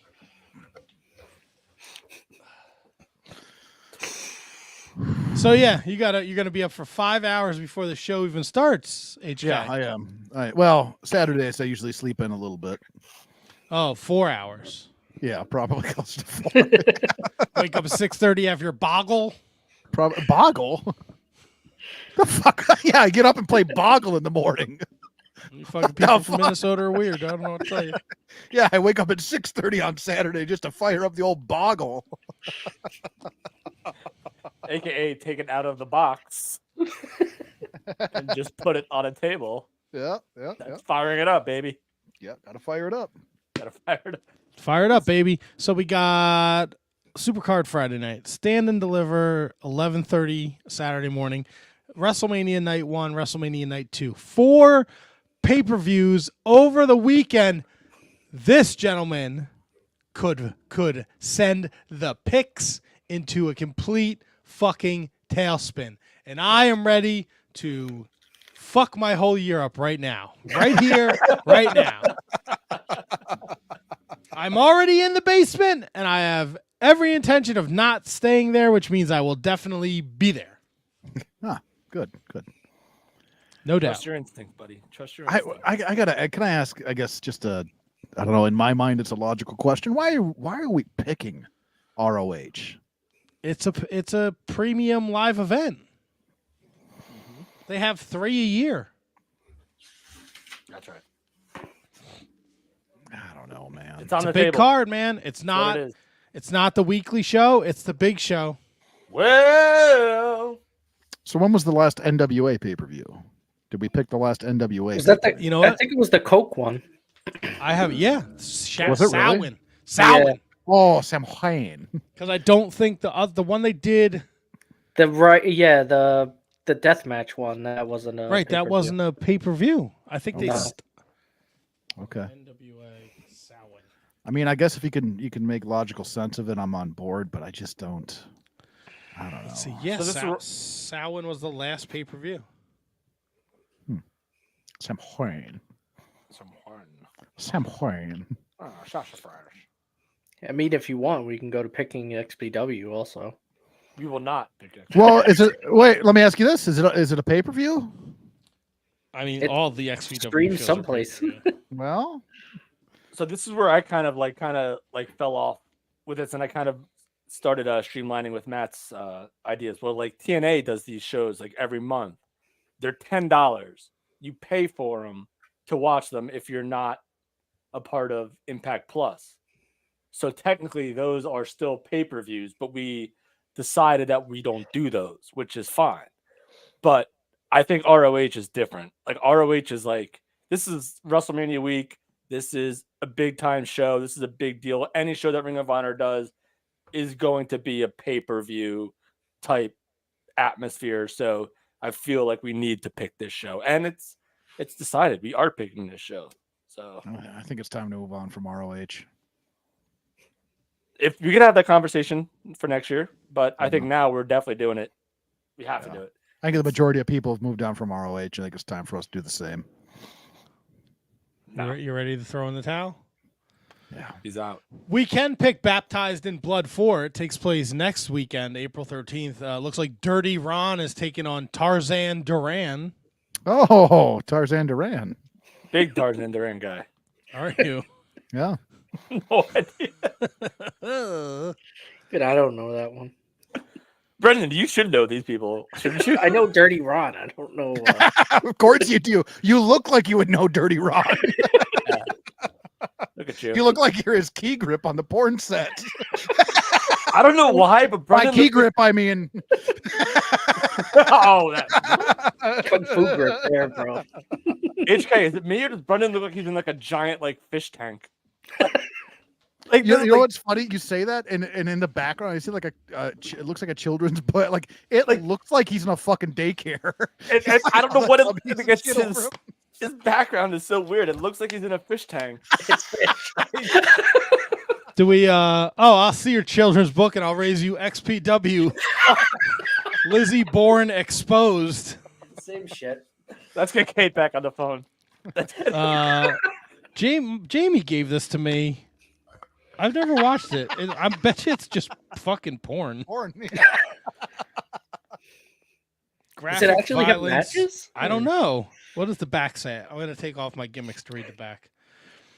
I mean, the back has her licking her own tits. Oh, nice. All right. It also has her. Yes, Shane Douglas. That is the franchise. KJG's reaction to that was fucking priceless. Nice. Lizzie Borden has used her looks and wits to get to the top of XPW. Now, as the hottest company owner in history of pro wrestling, Borden recalls some of her greatest moments in XPW, provides a personal look into her private side. This intimate portrait takes you deep inside of Lizzie, a place every fan wants to be. Nice. Find out exactly why both in and out of the ring, Lizzie Bourne is the queen of extreme. Nice. Kate, I'm going to drop this off, kid. We got some practicing to do. I expect you in this candy cane outfit. Jamie's like, oh, I got something for you. And I was like, cool. Last time he gave me like a fucking Ricky the Dragon VHS. I was like, awesome. He fucking pulls this out. And then you pulled this out. Oh, yeah. Nice. You ever say something and not remember it at all, like 5 seconds later? Oh, here you go, Double T. It's like she was in volume 2. You got to pick up volume 2. Oh, I'm on it. Yeah. Oh, yeah? Oh,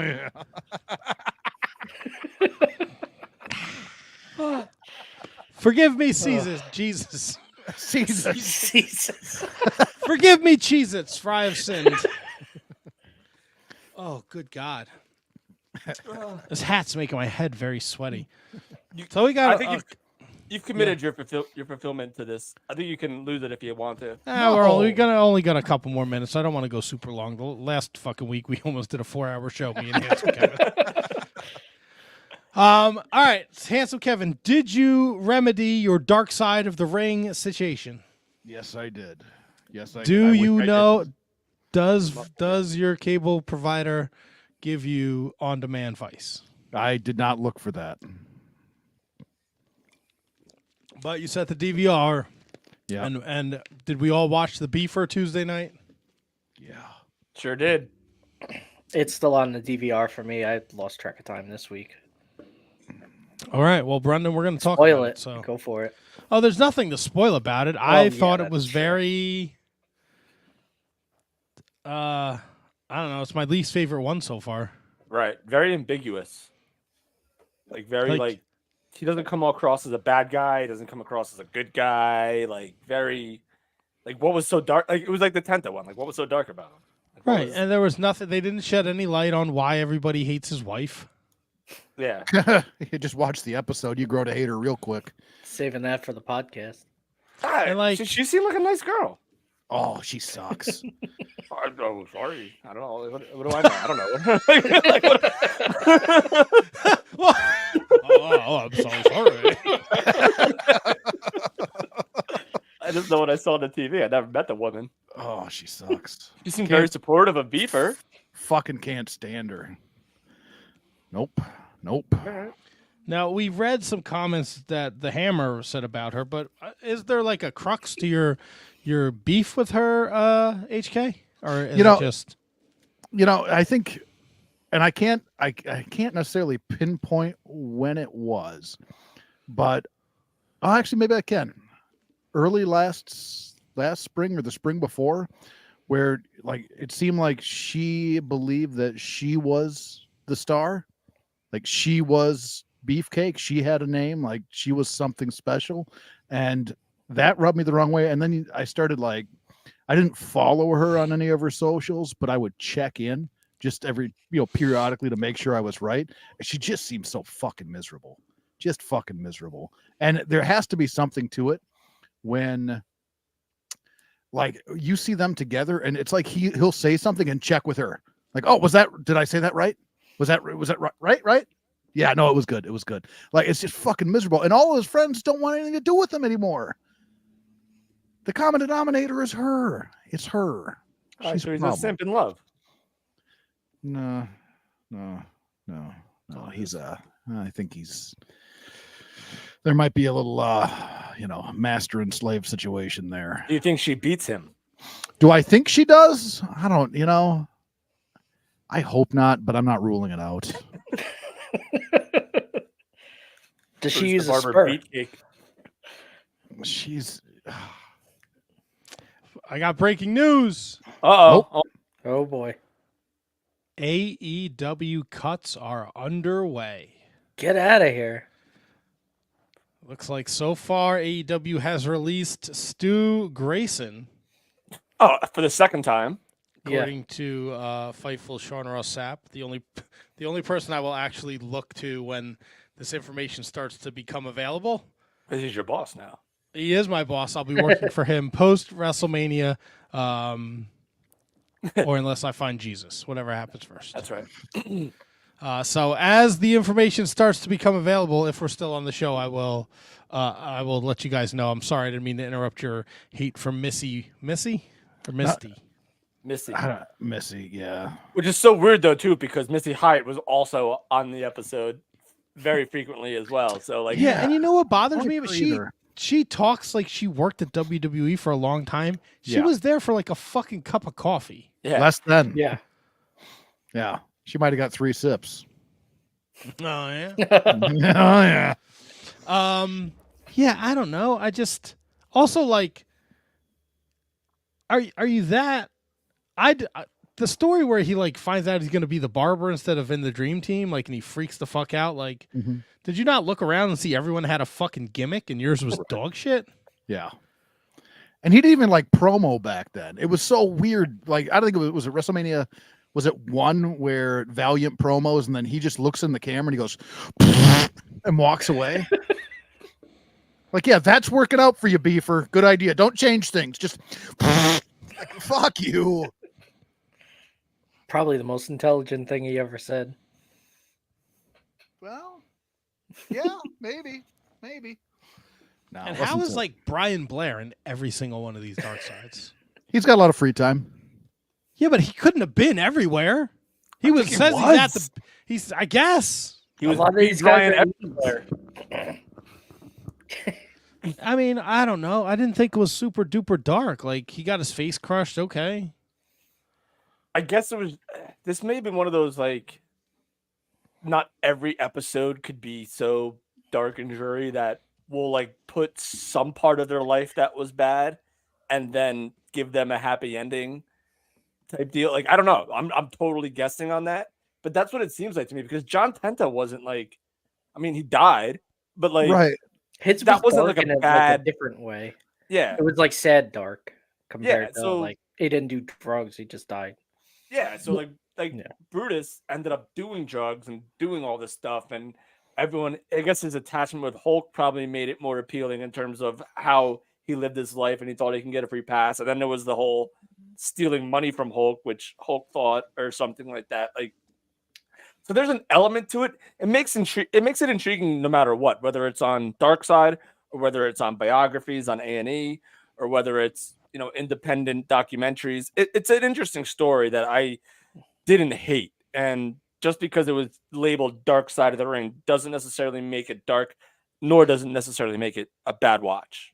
I think too, it's Brutus Beefcake, so it's a name people will tune in for. Like, there's more than enough 80s fans like us that are gonna see Beefcake and be like, all right, I'll watch a documentary on him.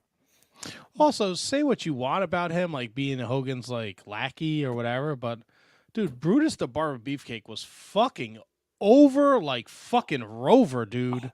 100%. Yeah, 100%. Like if they made him world champion, I don't think maybe at the time because Hogan was there, but like if they wanted to and they wanted to strap that rocket to him super far, they easily could have. And I don't think anyone in 1989, 1990 would have batted an eye that it was Brutus Beefcake, like Brutus the Barber Beefcake running your company. There's no, that's how crazy over he was, man. Like it was insane. He beat Mr. Perfect. The first one to do it. Yes. Do you believe his story of him getting tan and diesel and going into Turner and nobody knowing it was fucking Ed Leslie? I do believe that. I believe that Eric Bischoff had no clue. I believe that for 100%. Yeah. Whether or not it's true or not. It didn't look like him. Right. I didn't realize it was him at first. I remember watching it live. Yeah. And like him just like standing in the back of the ring out of nowhere, just like no big frills, no big turn, no big, moves or anything. He just was standing there. And I was like, who the fuck is that? I mean, it took me like a week to then realize who it was. But at that time, I remember not knowing that it was him. And listen, I'm a Brutus guy in every incarnation of his character for some reason. He has this like charisma that just drew you in no matter what character he was. Every incarnation. You're a Booty Man guy? I love the Booty Man. What about the Butcher? Love the Butcher. Love the Butcher? The Three Faces of Fear with him, Sullivan, and Avalanche. Loved it. Yeah, that was a great Starrcade main event. Loved it. Loved Savage came in right then too. I loved it because I don't know, it was different, and I was also 11, so like like who knows? But to this day, like I still love the Dungeon of Doom. Like I still love the three. Well, I can't fault you. I can't fault you there. Yeah, so like this was like the precursor to the Dungeon of Doom when he became the Butcher, the Booty Man, the Zodiac. I will say this: I don't remember the Man with No Name. I don't remember that part of his career. I don't know how many matches he wrestled. That was like Boss Man being the boss. Like blink, you miss it, probably. Like the Guardian. Yeah, I remember the Guardian. Guardian Angel was a nice little switch ski. They had a lot of promos or a lot of vignettes for him on Worldwide. Yeah. Let's see if I can find a.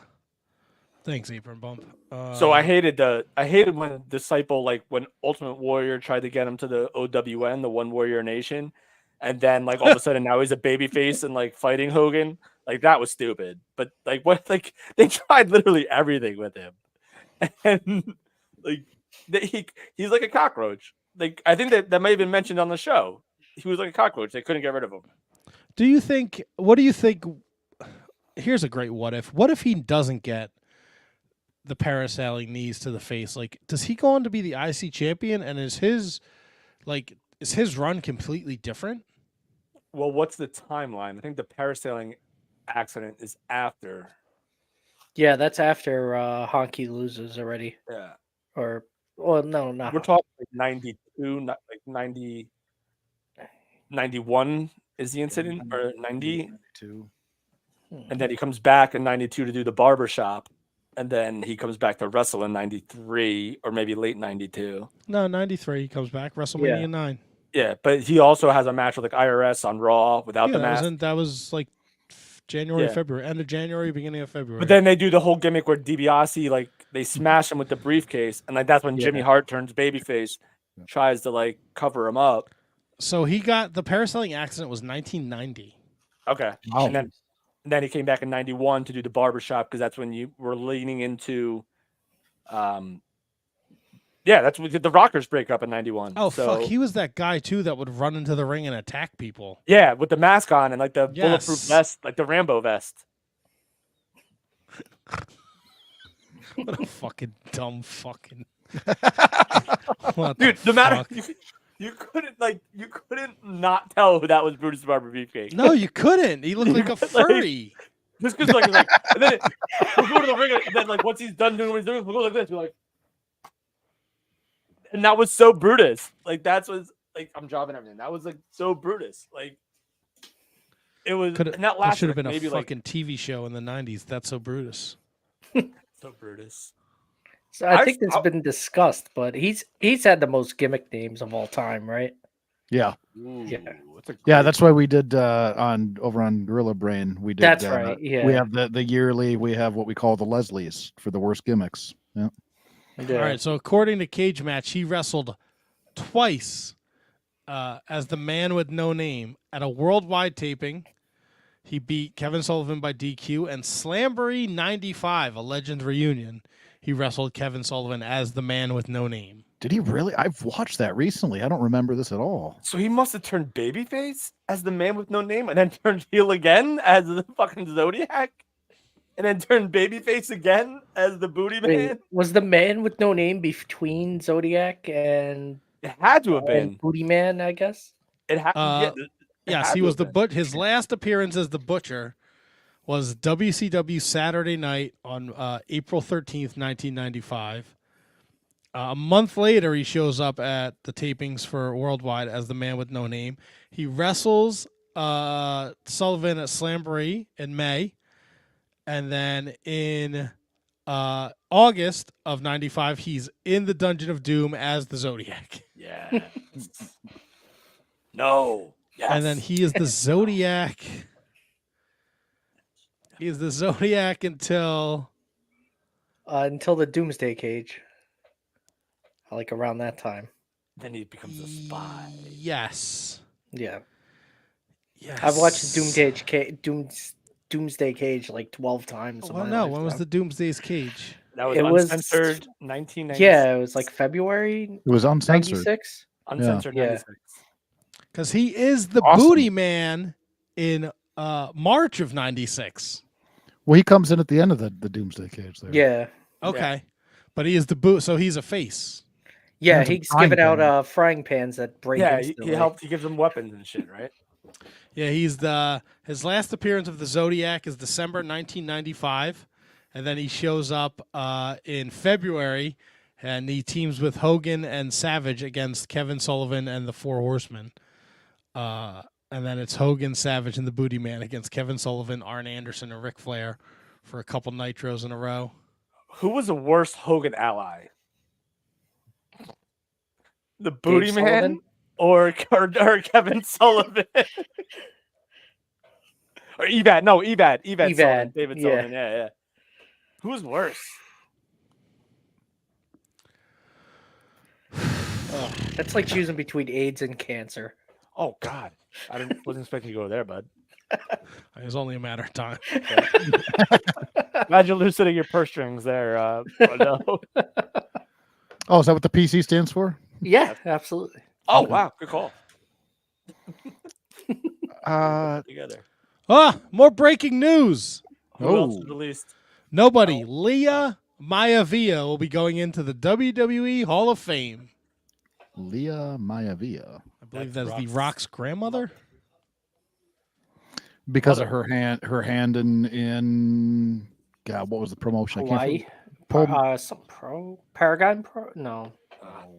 Polynesian Pro Wrestling. There it is. Yeah. I think it's his mom, though. No. No, his mom was married to Rocky Johnson. Well, that's who I think it is, right? No. No? This was the woman who was married to the High Chief. Yeah. Peter Maivia. Yeah. The So I'm Dwayne is her grandson. I'm assuming that she's no longer with us. Oh no, she's been dead since 2008.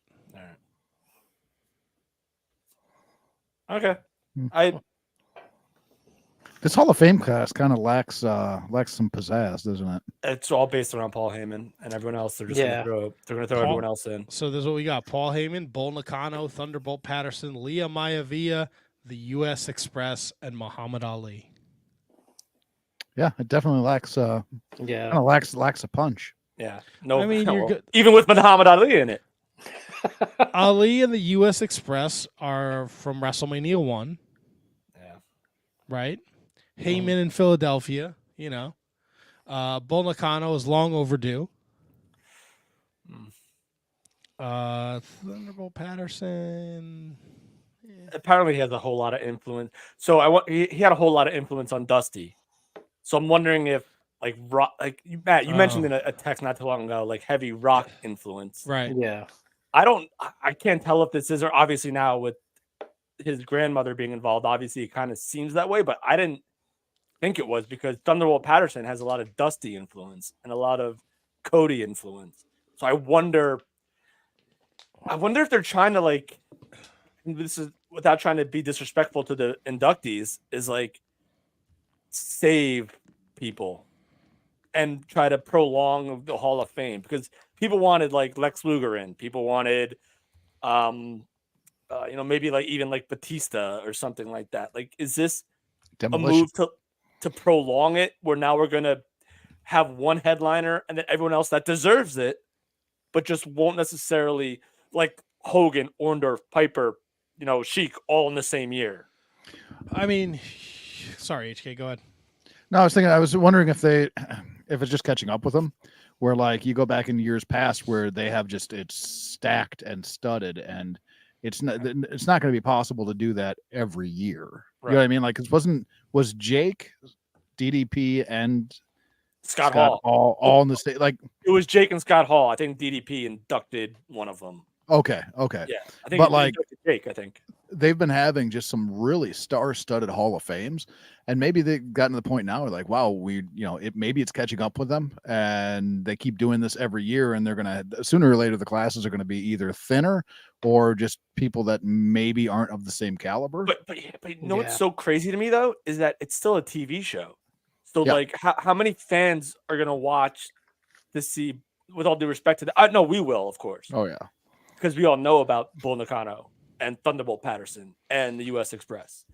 But it's also, to your point earlier, KJG, WrestleMania is the biggest international event, and all these people come in for this weekend. So my buddy Pete came up for baseball on Thursday, and his wife and kids bought him night 2. So he said, well, if I'm going down there, then I'm going to go to SmackDown, the Hall of Fame, NXT, and night 1 of Mania. You're going to make a week out of it. So all these people flying in are going to all this, and it's all fucking Peacock. You don't have to pay. You have to pay what, $9.99 or sign up for the first month for free. Yeah, and I guess that makes it better, easier, because it's after SmackDown. So you're already there. If you're already there for SmackDown, you'll stick around for. But here's even the smartest of smart fans, Thunderbolt Patterson, Bull Nakano, 2 inductees that are, with all due respect, already deceased. Bull Nakano is not dead. I don't think Paul's dead. Yeah. No, I'm saying Muhammad Ali and Rock's grandmother.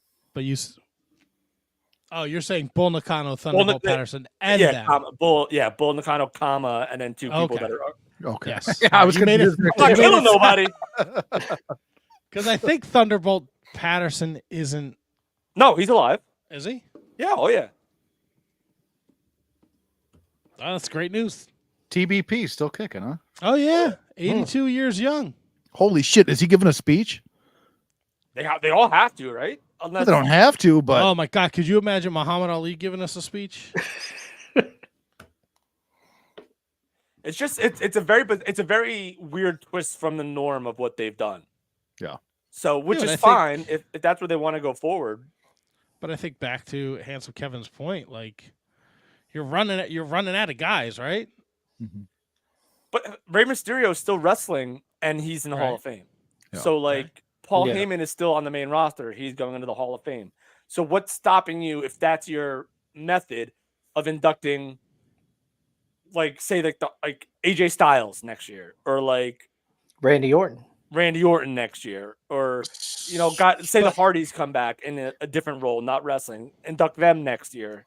Right. Like, So a part of me is disappointed in this class for, I think, one big reason, and that was after seeing Paul Heyman get inducted, the next two names I was dying for was Tommy Dreamer and Raven. Like, I thought that would have been such a beautiful thing, and I think both are very deserving. I wouldn't be shocked if we don't see Tommy Dreamer induct Paul Heyman. It'd be great. But those were the name, and I think that's why some of the steam has come off of it for me as well, is because of guys that I thought, like, boy, like, to me, I don't think there's very few, if any, guys out there more deserving than Tommy Dreamer. And so not to get his name anywhere in there, I was just disappointed, I think. So, and even if you take away my disappointment, I don't think this class has a lot of steam. Do you so excuse me. So we've seen what Triple H's influences have been since he's been put in this position of power, right? He mended the fences with Bruno, got him back. The same with the Warrior. You're bringing The Rock into the fold. Cody, I don't care what anyone says. I think he has a lot of input because he's arguably their biggest star, right? Yeah. And I think, Tony's here. And I think, Karaoke Magoki. Dunk? What's going on, boys? No, what's up? I don't know. Food. Hey. Oh, Lego head, huh? Almond head. I see. Told me you're about to get mugged, Tony. Who's that? Going to the shadows. Watch Jesus for the Christ, shadows, dude. There we go. Got a 24/7 championship going on over there? What's going on? Oh yeah, man. It's always a struggle.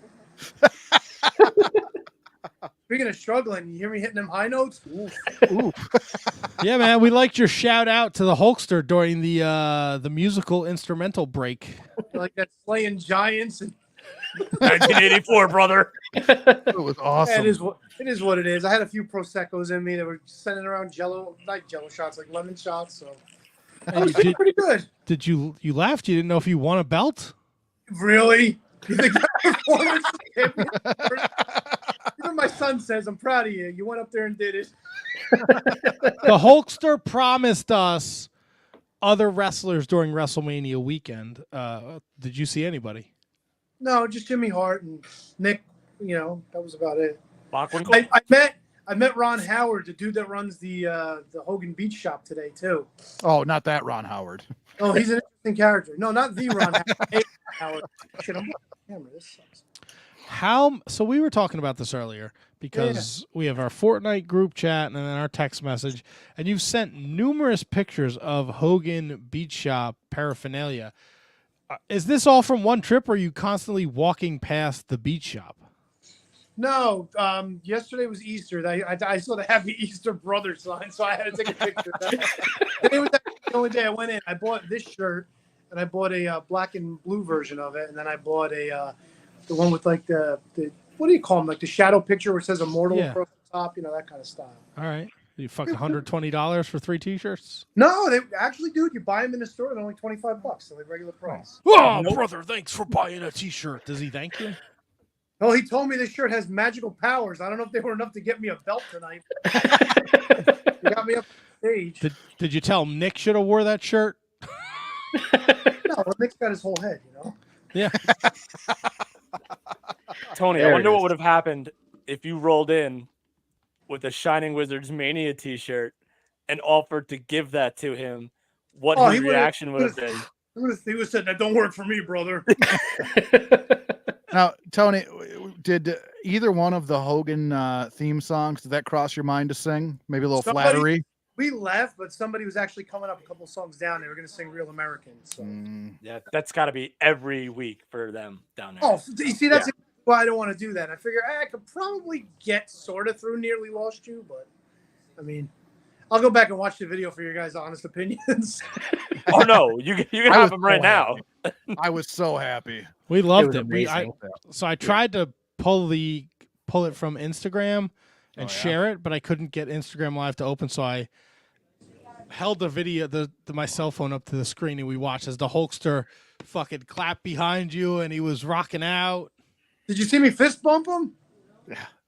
Ooh. No, when was that? Oh, that's on. It was in the beginning. I gave him the fist bump. Said hi to Jimmy Hart. I gave Nick the fist bump. Yeah, it was a good time. Oh yeah? Yeah, you did. You went that far, right? Man, you fisted the whole Hogan family, huh? Hey, man, listen. Tony singing karaoke. The numbers don't lie. If that number's correct. I don't know what that is, dude, but it looks correct to me. I was actually hoping you'd do a little Louis Prima. That's what I was hoping for. You know what, man? I don't have the chops. I don't have the chops to do it. Well, Tony, Screaming Trees would have been all right. I'm going to let you know something now. When you go back and you listen to the start of this episode, you never have to worry about anything you've ever said to Kate again. HB took care of that. What happened? Baby. Oh, boy. What happened? He took care of it. What do you mean, brother? I took some somas. I channeled my inner HBK. Bro, I'm so glad that hat fit you. It don't fit. It don't fit. Let me tell you, I took some somas, did a couple tequila shots, sexually assaulted her through the Streamyard, dropped an H-bomb in her drink, sent her on her way. Suck it. 4 more weeks of this, huh, HK? It's fucking awesome. It's going to be great. I just got to decide what week I find Jesus. I'm going to have Rhiannon re-sing Sexy Boy and put her own lyrics to it about me. Oh, that's awesome. I wish I had more gear. The shirt sucks shit. I'm sorry. Whoa. I mean, look, I don't like it. Team Sean with a period? Period. So fucking put a Sharpie over it or some shit. You got some red tape, don't you? I just don't like it. I thought, could I get something with like some kind of like Mr. Wrestlemania? Something? Bro, it looks good. Well, we can figure something out. We got 4 more weeks of this. Thank God this April's got 5 Mondays, huh? Yeah. Couldn't wait. King Kong Bundy of Aprils. H-bombs for everybody. Fuck yeah, dude. Throw it in the fucking British Bulldogs drink for me, too. That's right. Dig them up. Or Diana's. I forget which one. Oh, yeah. That's the weirdest thing about Diana Hart Smith. She was something to look at, but then when she talked, it was like, oh my God, it's fucking British Bulldog. like a tiger. It wasn't bizarre of me. Oh Jesus. Kate says it's a punishment. You aren't supposed to like it. I know. Very good point. That's how the fucking POWs survive, man. You'll get your punishment later, sweetie. Tony, that was tame. Yeah, that was tame. I can only imagine. Look, I'm going to find Jesus before the show is over, and everything is forgiven. Don't worry about it. Kate and her chesticles are okay tonight? They're fantastic. HBK is taking great. HB double T is taking great care of them. The punishment we're supposed to dress like him, not turn into him. This is what you asked for. This is what you're going to get. I hope you enjoy it. I can't wait. I can't wait to go back and watch it. I can't wait for you to hear about all the picks we got to make this weekend. Great. Wonderful. Go for another 20 minutes. Shut up, Bowman. Nice. Now, I got to ask you a question. Yeah. How do I leave without ending the show? Because all I see is a big red end button. I'll get you out of here, okay? Okay, and just so you know, I found Hotel Diana. I'll have to send you guys some pictures. There was vacancy, so you know. Yeah. All right. Don't worry. I found Hotel Diana, too. The fuck you did? Good luck out there in Minnesota, buddy. Oh, drive a straight line right at you. Lingerie for me. All right, kick me out. I'll see you guys back when Well done. All right, kick him out. You did. Oh, there we He's go. gone. All right, he's gone. So anyway, the fuck was wrong? Oh, so The Rock did the territories thing. Like maybe they're trying to put everything under the idea that everything was already under the WWE banner was always there, right? They got Brody's in there, Abdul the Butcher's in there, Carlos Colon is in there, right? But now maybe they're trying to spread further and kind of take all these influential people that maybe don't get the recognition they deserve and have them in that. Like maybe they're trying to make it more like a universal wrestling Hall of Fame versus just because it seemed like Vince was always like you asked, what about Demolition? And you asked on the Year of Duke and Rogue, like they were involved in that CTE lawsuit. So like, who says that Triple H isn't going to mend the fences with them? And you're going to see Demolition, and you know maybe Lex goes in next year if WrestleMania's in Minnesota, like Mall of America. You throw Lex in there, you know, like Darso is a Minnesota guy, and Darso, yeah, you know. So I don't know. I think more. These Did guys they ever deserve... put Rick Rude in? Yeah, he's in. Yeah, he's in. He's in? Oh, okay. Pretty sure. Yep, he's in. All right.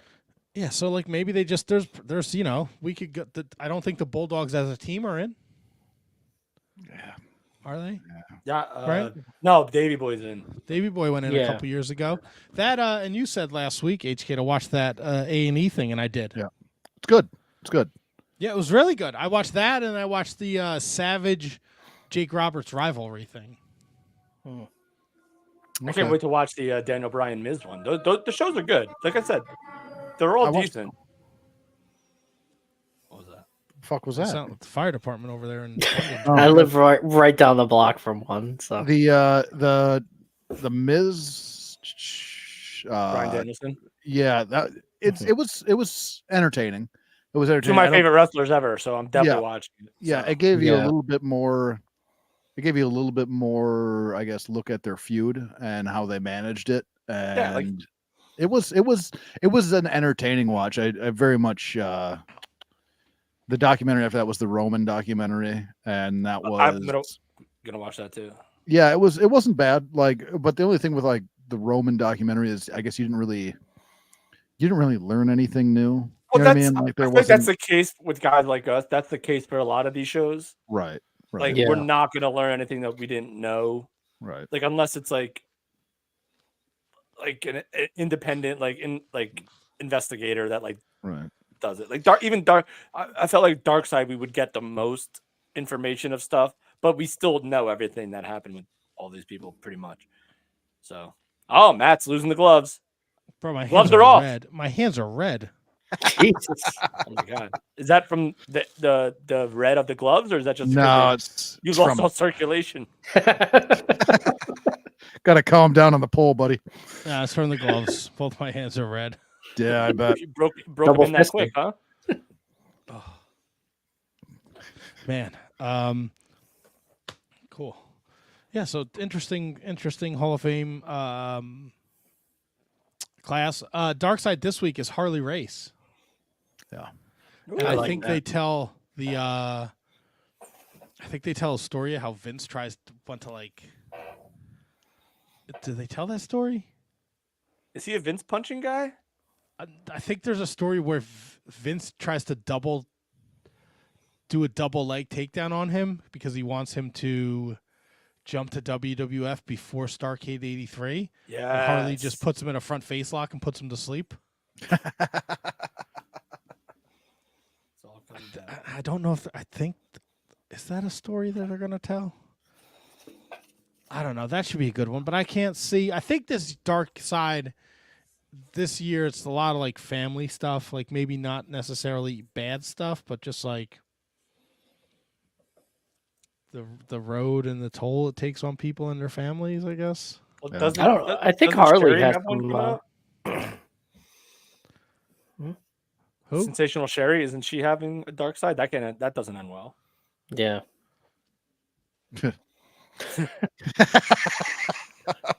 I think Harley has some dark stories in his past too that are not really brought up. I'll fucking kill a guy.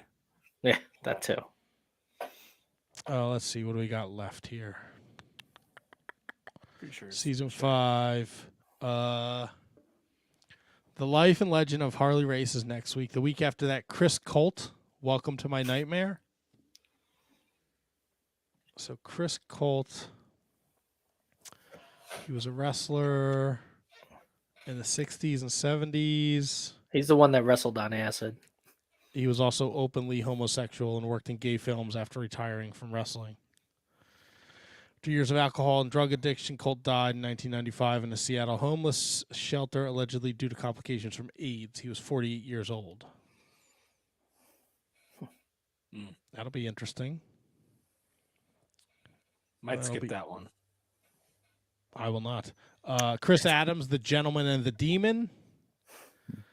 Sensational Sherry the week after that. The Sandman in April, and May 7th is Black Saturday. Nice. Yeah. Good lineup. Yeah, absolutely. I enjoy the Dark Sides. I like the Tenta one. Yeah. I like all the ones this year so far. Terry Gordy one was banging. I wouldn't know. You still haven't fucking watched it, dude? Still haven't fucking seen it. Why don't you tape it? Bro, It's got to what be is on. Oh, you wrong fucking with asshole. You know why. No, I know why, but you still haven't got, like... Is it on Hulu? Yes, I told you that last week, and you're like, oh, I'm going to have to look it up. And then, it's way past your fucking bedtime because you go to bed like a 6-year-old. It's on YouTube for free, too. YouTube, huh? What's that about? What's Is that YouTube? That new craze? All the kids are doing it. Me and my fucking red hands? God damn it. The fuck is wrong with me? Oh, you need work. Oh, please. I know CM Punk did an interview today. Oh, how about this as we start to wind this show down? They have announced the nights for WrestleMania. Are you ready? The matches for the nights, you mean? Saturday Yes. and Sunday? What? Okay. Okay.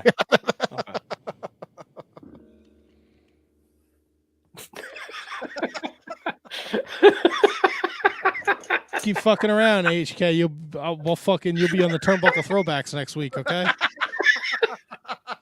Just drop it. All right, I'll pull my fucking HB double T card. We'll fucking starve you out, bitch. Unsafe working environment. That's it. You and the fucking PCO. PCB? Right. Me and the clique over here. I got Big Papa Dump down there and K-Pac. KJG Pac over here. And you saw fucking PJ Polaco in fucking Florida. Click a Jace. In his fucking his rehab center, all right? Big Daddy Fool down there. Margie posted the full video on Facebook, by the way. Oh, fantastic. I'm going to have to pull that. Hell yes. Night one, Rock Roman versus Cody Seth. Rhea versus Becky. Gunther, Sami Zayn. Jimmy versus Jay. The Undisputed Tag Team 6-pack. Jade, Bianca, Naomi against Asuka, Carrie, Dakota. And Ray and Dragon Lee against Dom and Santos. Night two, Roman, Cody, Seth, Drew, Io, Bailey, Logan Paul, Owens, Orton, LA Knight, AJ Styles, Philadelphia Street Fight. Wow. Philadelphia Street Fight is the AOP and Cross. Yes. Wow. Stop it, Nelly. Boy, night two seems a little bit more. Yeah. More stacked. Little top loaded. I figured they would maybe put LA and AJ on night one or something like that. Me too. Oh. Yeah. Just to like counteract. But here's the thing though, like The Rock, you have two big matches right there, right? The tag match main event, and you have Rhea and Becky. That's a huge match. That's a good big time deal. So those are two big time main events right there. So yeah. Little top loaded on night two, but to be expected. Keep people around. And then a couple things, if we want to talk a little CM Punk, he sat down with Ariel Helwani today. He said Nick Khan reached out to him about getting him back in the WWE. A few people knew about his return. AJ, Triple H, Nick Khan, and his lawyers. Also, he said he was really close to returning even before his tenure on WWE Backstage, and that Nick Khan was the driving force behind that. Right. On the visit, he said when he went to Raw, when he was still under AEW contract, the invite came from Bayley. Oh. Okay. And it was after Liv Morgan helped him find his earbuds on a plane from Florida. He says AEW personnel weren't happy about the visit and used the word betrayed to him. On the Vince McMahon allegations, Punk said he saw him once at the gym in the new WWE offices shortly after he returned. He said McMahon hugged him, welcomed him home, and that they should connect at some point. They never did. On the allegations against McMahon, Punk said they are indefensible and horrific, and was surprised McMahon left such a paper trail. He hasn't read through the lawsuit, getting his information via various text message. His biggest concern is for the victims. He had no idea any of this was happening during his time there, and equates coming to terms with the situation as similar to when he had to come to terms with the Chris Benoit double murder suicide. He said he feels better. He feels the business is better now without McMahon in it. Oh, that was it? Talks about never being able to bury the hatchet with Colt Cabana, saying that he probably wouldn't have a conversation with him unless there were lawyers there. And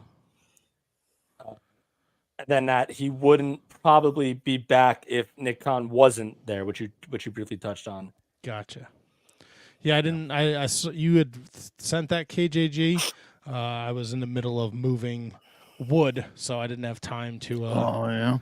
Yeah, and he goes into deep detail as much as he can about the stuff with Jungle Jack and how like he was totally like calm and just like don't do like apparently Jack Perry wanted to break a window of a rental car and CM Punk's like dude don't like what are you doing, and which led to it's real glass, Punk, like to like while everyone Tony Schiavone doctors and everyone told him don't do it, man, it's not smart, and then Tony Schiavone asked Punk to do it, to talk to him, and Punk was very respectful. And yeah, I'm not gonna lie to you, I didn't know what was happening, and I happened to like when I go on YouTube, like stuff that I might like just pops up, and I was like, oh, all right, I'll watch this. And so you're telling me Jack Perry actually is a jack off? Evidently, not a shocker. Not a shocker. That doesn't surprise me, right? Nope. Should I ask Goldberg how that works? Yeah. What's that? He should ask Goldberg how that window works. Yeah, car window stuff. Fucking Goldberg. All right, well, guys, this has been awesome. I think we've had a lot of fun tonight. I think this is a great episode heading into WrestleMania. We had a lot of fun tonight. Special thanks to Kate from Fightful at Miss Kate Faye. Be sure to follow her. She was a great sport tonight, and this was all in good fun. HB Double T will be back next week. So you better watch yourself. We got a WrestleMania post show next week. It's going to be huge. We're probably just going to be talking about WrestleMania's nights 1 and 2. Maybe a little Supercard of Honor if anyone watches that, and NXT Stand and Deliver. But I think the main talking point next week will be WrestleMania. I know we didn't do a lot of AEW talk tonight. This is heavy into the WWE world, but it's WrestleMania season, man. And if you want your AEW talk, you can tune into the Mark Order podcast every Wednesday night at about 10:15. Ryan, Asian Joe, Kate, they're doing great things over there, so check them out. Can't put over a year of Duke and Rogue enough. Finally got some acknowledgement on there, even if it was like a big middle finger. But I think Handsome Kevin and Duke do a fucking great job. They're doing WrestleMania 4 to WrestleMania 5. They're at the Saturday night's main event before Survivor Series. So they've done 5 shows so far. Definitely check them out. They're easy listens. They're a lot of fun. Handsome Kevin says a lot of creepy shit. He's a little enamored with... You're a little enamored with Andre's hog, bro. It's... Yeah, I'm still waiting for Brundon to give me the I details gave you the answer. not enough, man. I'm also a little bothered that you don't know that Cheryl Roberts was really his wife. Yeah, I completely forgot that, and then I've watched that event so many times. I was like, I'm not gonna look into it. We'll see. That's his real wife. It is. What happened to her? Or was. It was. Yeah. Where's she now? She was in Morristown last May for 80s Wrestling Con. They did pictures together, but I don't think she's married. Really? She's not married to Jake anymore. I can't imagine. She got out before he was, fucking drunk in his sweatpants with his giant snake at fucking Legends of Wrestling or whatever that fucking pay-per-view is. You want to play 21? I got 22. Heroes of Wrestling, greatest pay-per-view of all time. Heroes of Wrestling, yes. Brendan, you occasionally make an appearance on Nattering with E and SJ's podcast, no? Yeah, we recorded one last night, so it should drop this week. Oh, very exciting. Yeah. That's a great question, Mott Spock. Didn't Jake and Cheryl get back together? Her name's spelled with a C. She's not Cheryl Crow, buddy. Come on. What's wrong with you? You know what I'm going to do to you? HB double T. You're doing the Inconclusive Breakdown podcast now, Muck Spot. Justin's going to slide in the Ring of Honor revelry, okay? That's what I'm doing over here. I'm pulling strings. I'm moving pieces. Maybe we'll bring back Destruction 101. We'll see if I get a spot at War on the Shore. There you go. We'll see. I hope my head doesn't have like a red. I really hope it does. I think it's gonna. There it is. It's not, yeah, it's not terrible, but it's there. This is like that might be official. I thought there was a chain there that would go under. Yeah, that sounds familiar. The tag says like it would go from one side of the. The brim tag to the is other. World Wrestling Federation Titan Sports. Yeah, it's official. I could be wrong about the chain then, because I had that hat. This is a size small, you fucking dickbags. You fucking useless shitheads. You fucking assholes.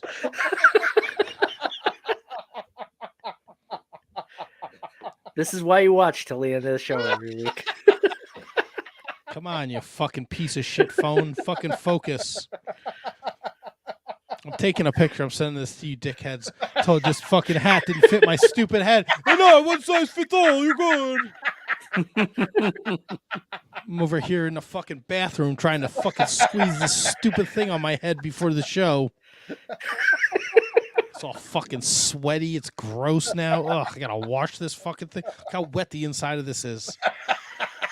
Oh, God, squeeze this stupid little hat on my head for your amusement.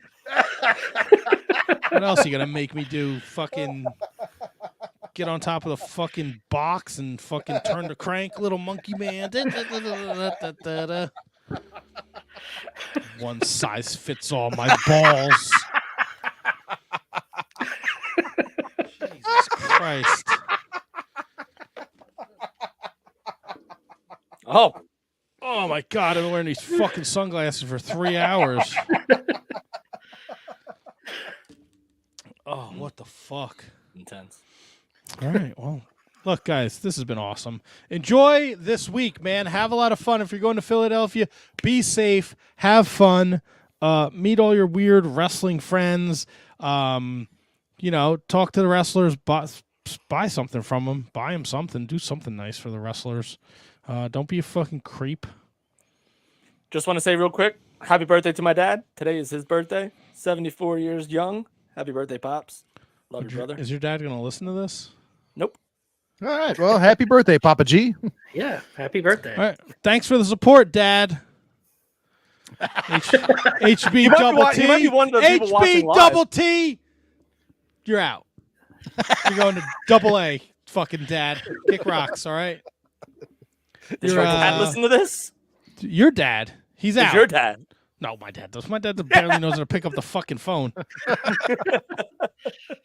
right, your dad. You're sending your dad. Your dad can do the board for the Mark Order Saturday night show. How do you like them apples? I'll let him know. Good luck with the collider with fucking Asian Joe and Ryan Schlong. Papa Schlongo. Papa Schlongo. Enjoy that. I can't believe how red my fucking hands are. I hope it's not. I hope it comes off. He really just demoted my dad before he got a job. Yeah. That's what I do. That's what fucking HB double T does. Dasha Fuentes, she's out of here. Kick rocks, Dasha. AEW says, see you later. Oh, Get out of here, really? It's her and Stu Grayson so far. I mean, are they really releases though? Let's be honest. They're cuts, sir. They're cuts. Yeah. Yeah, it'll be like fucking Parker Bordeaux and fucking Paige Van Zant. And they'll be like, those people don't even work there anymore, do they? I didn't realize Stu Grayson was back, so. Well, you guys are awesome. This was a lot of fun. Enjoy the week. Enjoy WrestleMania. Enjoy NXT's Ring of Honor, all the independent shows. Support your favorites. Enjoy. I'm sure like Thriller TV or IWC has like a package where you can watch fucking all 700 matches. What are you watching, Brendan? I see you. I know you watch the indies. Oh, absolutely watching Bloodsport. All right. I definitely want to see Shannon Baszler on there. Oh, yeah. Her and Masha, right? Masha, yeah. They had 3 feds in one match, basically. Sorry, I'm like a sweaty mess. All right, well let's pull this train into the station. Where's the what do you got? Comment. What do you have to say? Come on, you fuck. Why would Scott George wants to know why would they release her? She's the Collision Rampage ring announcer. Clearly, she's not doing a good enough job, Scott George. All right, let's see if this works. Oh, let me do it this way so you can do your gimmick. Hold on. Hold, please. You guys can talk about something if you like. Filibuster. HK, what do you think you're going to be watching during this Are you going to stick to just WrestleMania most likely, or? Yeah. I mean, I'll watch the SmackDown Hall of Fame, and I'll watch the NXT WrestleMania. I got some guys coming over for Mania Night 1, and then roll that right into Mania Night 2. What I did last year was actually watch Night 1 again Sunday before Night 2. Okay. I might do that. That makes sense. again. Sometimes I do that. Yeah. Yeah, just to make it feel like one big long one WrestleMania. But yeah, we'll see how it goes. That's a lot of time. This weekend is shut down for me. I talked to my wife. I said it's Mania. It's Mania weekend. My wife. Alrighty. This has been a production of the Shining Wizards Network. Executive producer is Manny Kratzo. Our producers are Danny Russoniello, Kate Hensler, Matt Garifo, Hi Fi, Tom, Ryan Schlong, Brendan Haney, Mike Peterson, Al Day, Kathy Hummer, William Mercier Jr., Michael Hammond, David Henry Bauer III, and Keith Parker. Special thanks to all our assistant producers as well. For everything Shining Wizards, visit shiningwizards.com. And don't forget to listen to all the great shows of the Shining Wizards Network. Good